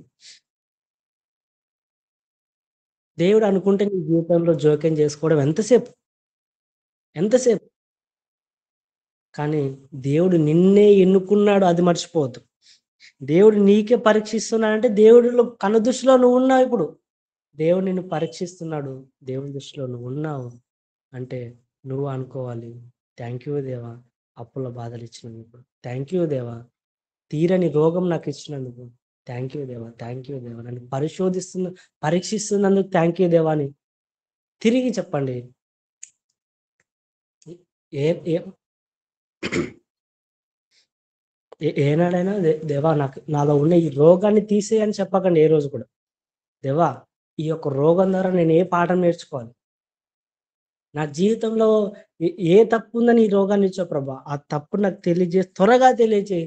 ఈ రోగం ఆటోమేటిక్‌గా వెళ్ళిపోతదని ప్రార్థించండి. మీరందరూ కూడా అలానే ప్రార్థించండి.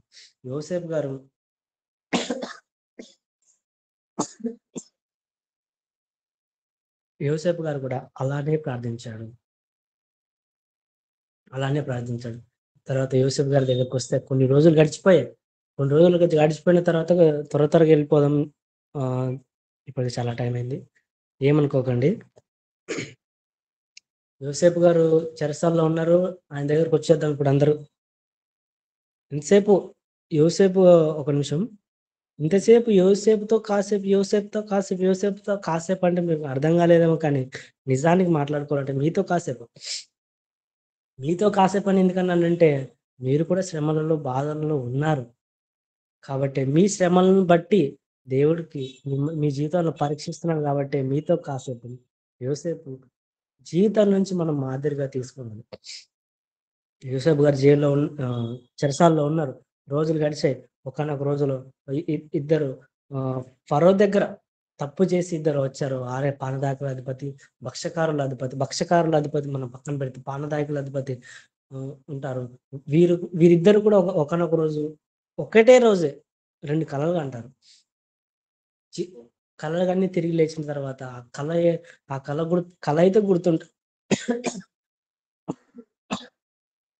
అయితే గుర్తుంటది కానీ భావం మర్చిపోయిన వారిగా ఉంటారు. భావం తెలియని వారిగా ఉంటారు. భావం తెలియని వారిగా వారుంటే వారిదే యోసేపు గారు ఆ జైల్లో కూడా ఆ చెరసాల్లో కూడా ఒక పెద్దవాడిగానే ఉంటాడు. ఎందుకంటే ఆయన ఒక ప్రవక్తన అలాంటిది కాబట్టి ఆ జైలు యొక్క యజమానుడు కూడా మిగతా ఖైదీలందరి పనులు నువ్వే చేయించలాగా అంటే ఒక పెద్దగా కొంచెం లీడర్గా మనకు అర్థమయ్యే భాషలో లీడర్గా నువ్వు చూసుకున్నాయన అంటే అప్పుడు ఆ జైలుకి ఒక లీడర్గా ఉండిన యోసేపు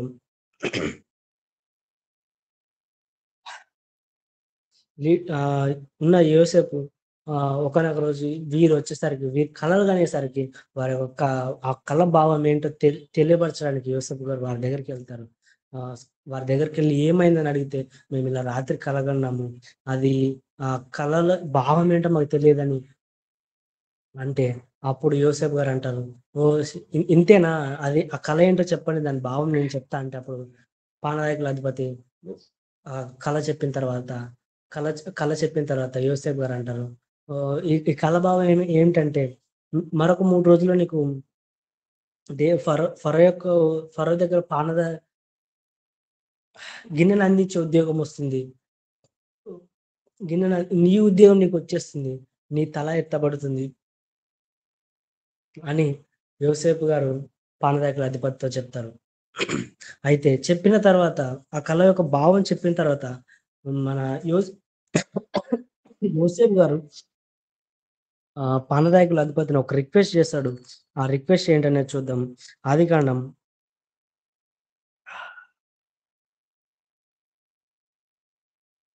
40 అధ్యాయం 14వ వచనం. యోసేపు గారి కళ చెప్పిన తర్వాత భావం చెప్పిన తర్వాత పానదాయకుల గారిని ఒక రిక్వెస్ట్ చేస్తారు. అదేంటంటే, కాబట్టి నీకు క్షేమం కలిగినప్పుడు నన్ను జ్ఞాపకం చేసుకొని నా యందు కరుణించి ఫరోతో నన్ను గూర్చి మాట్లాడి ఈ ఇంటిలో నుండి నన్ను బయటకు రప్పింపుము. ఏలైనగా నేను హెబ్రీల దేశం నుండి దొంగిలింపబడి తిని అది నిశ్చయము. మరి ఈ చెరసాల్లో నన్ను వేయుటకు ఇక్కడ సహా నేనేమి చేయలేదని అతనితో చెప్పాను. అంటే తన రిక్వెస్ట్ ఏంటంటే, నేను ఇక్కడ హెబ్రీల దేశం నుంచి హెబ్రీ దేశం నుంచి నేను దొంగిలింపబడి తిని అక్కడి నుంచి నేను ఈ చెరసాల్లోనికి వచ్చారు. ఇక్కడ సహా నేనేం తప్పు చేయలేదు. ప్లీజ్ దయచేసి నా గురించి ఫరోతో చెప్పి నన్ను ఇక్కడ నుంచి విడిపించమని పానదాయకుల అధిపతితో చెప్పితే పానదాయకుల అధిపతి ఏం చేశాడంటే తర్వాత 3 రోజుల తర్వాత పానదాయకుల అధిపతికి తన ఉద్యోగం చెప్పినట్టు యోసేపు గారు చెప్పినట్టే వస్తది. యోసేపు గారికి వచ్చిన ఉద్యోగాన్ని యోసేపు గారికి వచ్చిన ఆ ఉద్యోగం క్షమించండి. పానదాయకులకు వచ్చిన ఆ ఉద్యోగం యోసేపు గారు చెప్పినట్టే జరిగినా కూడా యోసేపు గారు ఒక్క రిక్వెస్ట్ మాత్రం ఏం చేస్తారని చూద్దాం. అదే 40 అధ్యాయం 33వ వచనం. అయితే ఓకే 40 అధ్యాయం ఆదికాండం 40 అధ్యాయం 23 క్షమించండి. అయితే పానదాయకుల అధిపతి యోసేపును జ్ఞాపకం చేసుకొనక అతనిని 3 రోజుల్లో మర్చిపోతాడు. అక్కడ 3 రోజులని లేదు కానీ అక్కడ 3 రోజులు లేదు కానీ మనం పైనుంచి చదువుకుంటూ వస్తే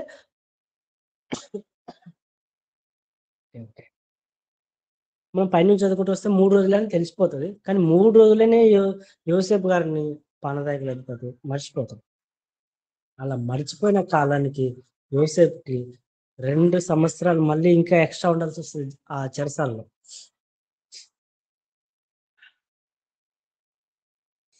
2 సంవత్సరాలు యోసేపు గారు మరీ ఎక్కువ ఆ చెరసాల్లో ఉంటాడు. ఇది మళ్ళీ పరీక్ష చెప్పాలంటే. యాక్చువల్లీ 17 ఏళ్ళకే మొదలైన యోసేపుకి ఇప్పుడు 30 ఏళ్ళు వస్తున్నాయి దగ్గరికి. ఇప్పుడు 30 ఏళ్ళు ఈ 2 ఏళ్ళు గడిచిన తర్వాత దగ్గరికి 30 ఏళ్ళు వస్తున్నాయి. ఎంత 12 సంవత్సరాలు దేవుడు పరీక్షించాడు. అటు ఇటుగా కన్ఫర్మ్ కాదు కానీ అటు ఇటుగా 12 సంవత్సరాలు దేవుడు పరీక్షించాడు. ఎన్ని సంవత్సరాలు బాలుడిగా ఉన్నప్పుడే ఆయనకు పరీక్ష స్టార్ట్ అయిందనమాట. అయితే మరి 2 సంవత్సరాల తర్వాత అప్పుడు ఫరో ఉంటాడు. ఫరోకి ఒకనొక రోజు కళ వస్తుంది. ఆ ఫరోకి 2 కళలు వస్తాయి యాక్చువల్లీ. మొదటి కళ, రెండో కళ. ఆ రెండో కళ కనిన తర్వాత ఫరో ఉదయాన్నే లేచి సతమతమవుతూ ఆ దేశంలో ఉన్న జ్ఞానులందరినీ పిలిపిస్తాడు. జ్ఞానులందరినీ పిలిచి ఆ కళని చెప్పిన తర్వాత ఎవరు కూడా భావం చెప్పరు. ఎవరు కూడా భావం చెప్పకపోయేసరికి అక్కడే ఉన్న పానదాయకుల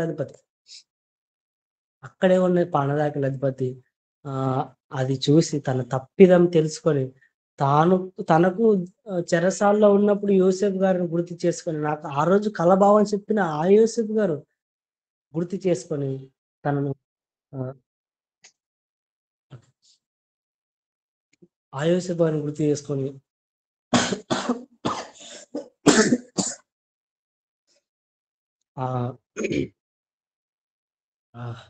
ఫరోతో చెప్పగా ఫరో వెంటనే ఆయన త్వరగా పిలిపించు అని ఆ చెరసాల్లో ఉన్న తనను పిలిపించని చెప్తాడు.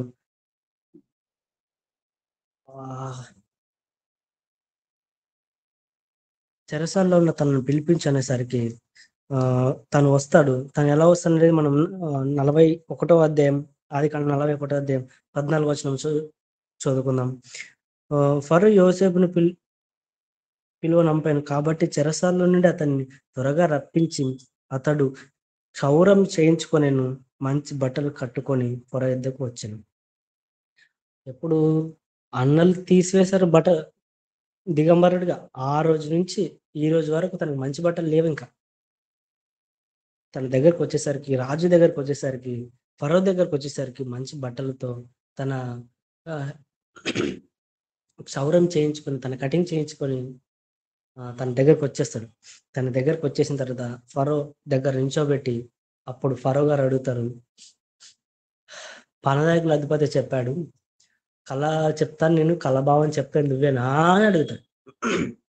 నువ్వేనా అని అడిగితే అప్పుడు 16వ అధ్యాయంలో 16వ వచనంలో ఏమంటారంటే 41 ఆదికాండం 41వ అధ్యాయం 16వ వచనంలో ఇప్పుడు యోసేపు ఏమంటారంటే, రాజు నువ్వేనా అని అడిగిన తర్వాత యోసేపు గారు ఏమంటారు, యోసేపు నా వలన కాదు. అదేంటది, పానదాయకుల అధిపతి చెప్పాడు కదా, నువ్వే భావం చెప్తావని అన్నాడు, ఇప్పుడే నువ్వే నాన్న కాదంటున్నావు, అసలు ఏంటి సంగతి అని అప్పుడు యోసేపు గారిని అడిగితే అప్పుడు యోసేపు గారు ఒక మాట సెలవిస్తాడు. ఏంటంటే కలభావములు తెలుపగలేదు నేను కాదు, నా దేవుడే. యెహోవాయే సాక్ష్యమై నీకు కలభావం చెప్పాలే గాని నా వలన కాదు, సొంతంగా నా వలన ఏమి కాదు. దేవుడే, దేవుడే, దేవుడే అనగానే సరే ఏదో ఒకటి నాకైతే కళ చెప్పనేసరికి తన ఒక 2 కళలు కూడా చెప్పేసరికి ఆ 2 కళలు విన్న యోసేపు గారు ఈ 2 కళలో ఒక భావం, ఒక్క నిమిషం, ఈ 2 కళలు విన్న యోసేపు గారు భావం మాత్రం ఒకటే అని చెప్పి రాబోయే 7 సంవత్సరాల మంచి కాలంలో మరీ రాబోయే రాబోయే 7 సంవత్సరాలు కరువు కాలం అని తన కళ భావం చెప్పిన తర్వాత, నేను ఇక్కడ చాలా స్పీడ్గా వెళ్తున్నా, మీరు చదువుకున్న తర్వాత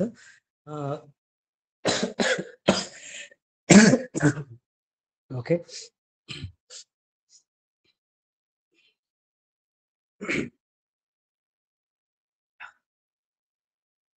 రాబోయే 7 సంవత్సరాలు మంచివి, తర్వాత రాబోయే 7 సంవత్సరంలో కరువు కాలం అని చెప్పిన తర్వాత అది విన్న ఆ ఫరో అది నిశ్చయం అనుకొని అది దేవుడు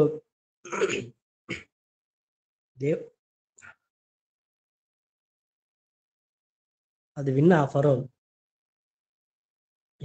ఇదే సరైనది భావం తెలుసుకొని అప్పుడు ఆ యొక్క యోసేపు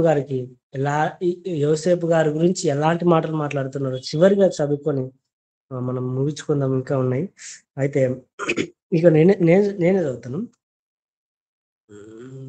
ఆదికాండం 41:37 నుంచి నేను చదువుకుంటూ వెళ్తాను, మీరు చూస్తూ ఉండండి.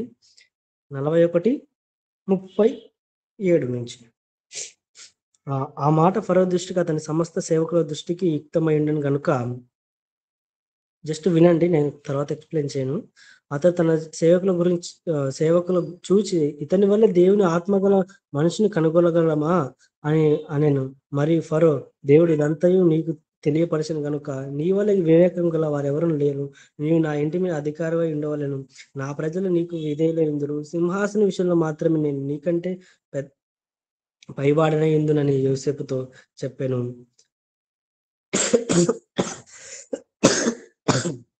మరియు ఫరో, చూడుము, ఐగుప్తు దేశం అంతటి మీదను నిన్ను నియమించి ఉన్నాను యోసేపుతో చెప్పాను. మరియు ఫరో తన చేతినున్న తన ఉంగరం తీసి యోసేపు చేతికి పెట్టి సన్నపు నార బట్టలు అతనికి తొడిగించి అతని మెడకు బంగారు గొలుసు వేసి,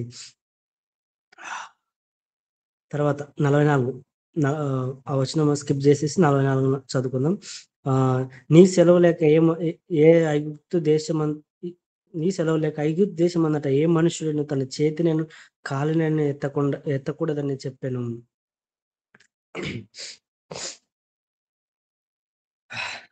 ఫరో పలుకుచున్నాడు, ఏమంటున్నాడంటే, నీ వలె దేవుని ఆత్మ గల వాడిని మేము కనుగొనగలమా? అది అసాధ్యం. నువ్వు దేవుని ఆత్మ గలవాడవు. ఎవరి గురించి సాక్ష్యం ఇస్తున్నాడు? యోసేపు గారి గురించి, ఒక హెబ్రీయుడి గురించి, ఒక దాసుడిగా ఉండిన వాడి గురించి ఒక ఫరో సాక్ష్యం ఇస్తున్నాడు. నీ వల్ల జ్ఞానం వివేకం కలిగిన వాడు ఎవ్వడు కూడా ఈ ఐగుప్తునందు లేడు, నిన్ను రాజుగా చేస్తానని. రాజు తర్వాత ఇంకెవరైనా రాజుగా ఉన్నారంటే అది యోసేపు గారే. తన చేతి ఉంగరం తీసి తనకి ఇచ్చి, ఆ ఉంగరం ఒక విలువ, చాలా విలువ. ఆ ఉంగరము మీకు ఎప్పుడైనా చెప్తాను. ఆ చేతి ఉంగరం తీసి తనకి ఇచ్చి అది చాలా విలువైన తన తర్వాత సన్నపు నారబట్టలు తనకు తొడిగించి తన మెడకు బంగారు గొలుసు వేయించి తనను 2వ రాజుగా తనను నియమిస్తాడు. నీ ఆజ్ఞ లేకుండా, యోసేపు గారి ఆజ్ఞ లేకుండా ఎవరు కాలైనను చెయ్యను, కదిలించకూడదు. ఇది ఫరో యోసేపు గారికి ఇస్తున్న సాక్ష్యం. ఇంతటి గొప్ప సాక్ష్యాన్ని ఎలా పొందుకున్నాడంటే, ప్రతి విషయంలో దేవుడు తోడుగా ఉన్నాడు. దేవుడు పెట్టిన పరీక్షకు ఏమయ్యాడు? గెలిచాడు. దేవుడి యొక్క పరీక్షలో తను గెలిచి రాజు చేత తాను పొగిడించబడుకున్నాడు. తర్వాత రాజు ఈయన అయ్యాడు. అందుకే ఈరోజు మనం చూస్తున్నాం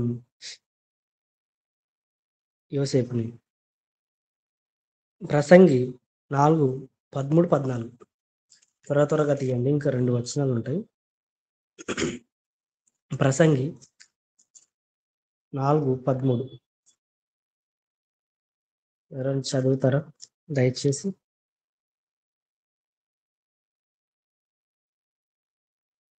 ప్రసంగి 4:13. ప్రసంగి ఏమైంది, అందరు పడుకున్నారేంటి?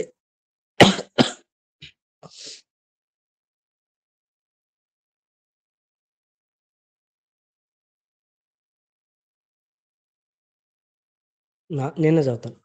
మూఢత్వం చేత బుద్ధి మాటలు చెవియొగ్గి లేని ముసలి రాజు కంటే బీదవాడైన జ్ఞానవంతుడగు చిన్నవాడు శ్రేష్ఠుడు. అట్టివాడు తన దేశమందు బీదవాడిగా పుట్టినను పట్టాభిషేకము నొందుటకు చెరసాల నుండి బయలువెళ్ళెను. యోసేపు గారు ఎక్కడి నుంచి వచ్చారు? ఇప్పుడు చెరసాలలో ఖైదీగా ఉండిన యోసేపు గారు తర్వాత రాజుగా నియమించబడ్డాడు. ఎలా అంటే ఆయన ఒక శ్రమను తను అధిగమించి దేవుడు పెట్టిన ప్రతి ఒక్క శ్రమను తాను జయించి ఒక గొప్ప సాక్షి సమూహంగా ఇప్పుడు వద్దాము. ఇప్పుడు రండి హెబ్రీ పత్రిక 12 మనం మొదటిగా చదువుకున్న వచనం దగ్గరికి రండి. హెబ్రీ పత్రిక 12 మొదటి వచనం. మనకిప్పుడు ఎలా కనిపిస్తున్నాడు యోసేపు గారు? ఇంతసేపు ఏంటి ఆ మేఘం? మనం ఆలోచిస్తే ఇంత గొప్ప సాక్షి సమూహం, ఇంతసేపు విన్న సాక్షి సమూహంలో ఒక్కరే మనం మాట్లాడుకున్నది. ఎలా కనిపిస్తున్నాడు యోసేపు గారు? మేఘము వలె మనల్ని ఆవరించి ఉన్నాడు. మేఘము వలె మనల్ని ఆవరించి, ఇంత గొప్ప సాక్ష్యము మనల్ని మేఘం వల్ల మనం ఆవరించినందున ఇప్పుడు మనం ఏం చేయాలని చూద్దాం. నెక్స్ట్ 2 మనము కూడా ప్రతి భారమును సులువుగా చిక్కులు పెట్టి పాపను విడిచిపెట్టి విశ్వాసమున కర్తవ్య దాన్ని కొనసాగించి వాడైన యేసు వైపు చూచుచు మన ఎదుట ఉంచబడిన పందెంలో ఓపికతో పరిగెడదాము. ఆయన ఎదుట ఉంచబడిన ఆనందం కొరకై అవమానమును నిర్లక్ష్య పెట్టి శిలువ సహించి దేవుని సింహాసనం యొక్క కుడి పార్శ్వమున ఆసీనుడై ఉన్నాడు. మనం కూడా ఎలా ఉండాలి? ప్రతి సులువుగా చిక్కులు పెట్టే ప్రతి భారమును పక్కన నెట్టేయాలి, పాపమును పక్కన విడిచిపెట్టి విశ్వాసమును కర్తయు యేసుక్రీస్తు వారు దాన్ని కొనసాగించేవాడైన యేసుక్రీస్తు వారి వైపు చూచుచు యోసేపు వలె పరుగులు పెడదాం. పరుగులు పెట్టి ఏం చేయాలి అని చూస్తే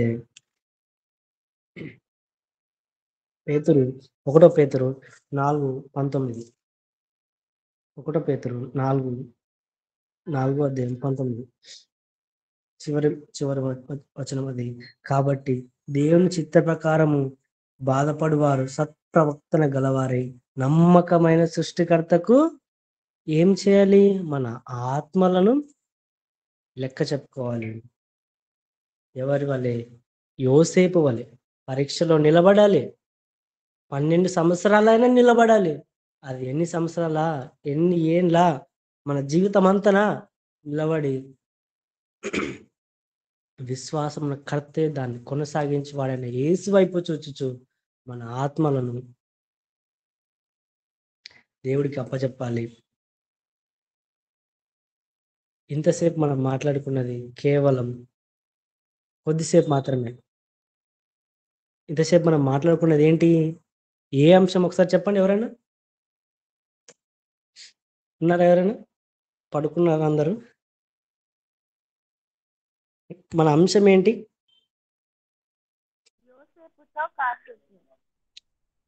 మన అంశం మళ్ళీ ఒకసారి చెప్పండి అక్క.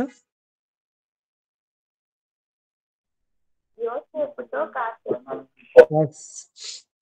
ఇంతసేపు మనం గడిపింది యోసేపుతో కాసేపు మాత్రమే. మీకు అనిపించిన వాళ్ళు మాత్రం థమ్స్ అప్ ఇవ్వండి, అనిపించిన వాళ్ళు మాత్రం ఇంకా ఆరని యోసేపు గారికి వదిలేద్దాం. ఇంతసేపు మనం మాట్లాడుకున్నది యోసేపుతో కాసేపే. మళ్ళీ చాలాసేపు తెలుసుకోవాలని ఉంది మీకు అనిపిస్తే ఆది కాండంలో 37వ అధ్యాయం మొదలుకొని 38వ అధ్యాయం కాస్త పక్కన పెట్టి చివరి 50 అధ్యాయం వరకు చదువుకోండి. చాలాసేపు యోసేపు గారి గురించి తెలుసుకోండి. ఇంతటి గొప్ప అవకాశం ఇచ్చిన ముందుగా ఆ పరమ తండ్రి అయిన దేవాది దేవునికి వందనములు చెల్లించుకుంటూ అలా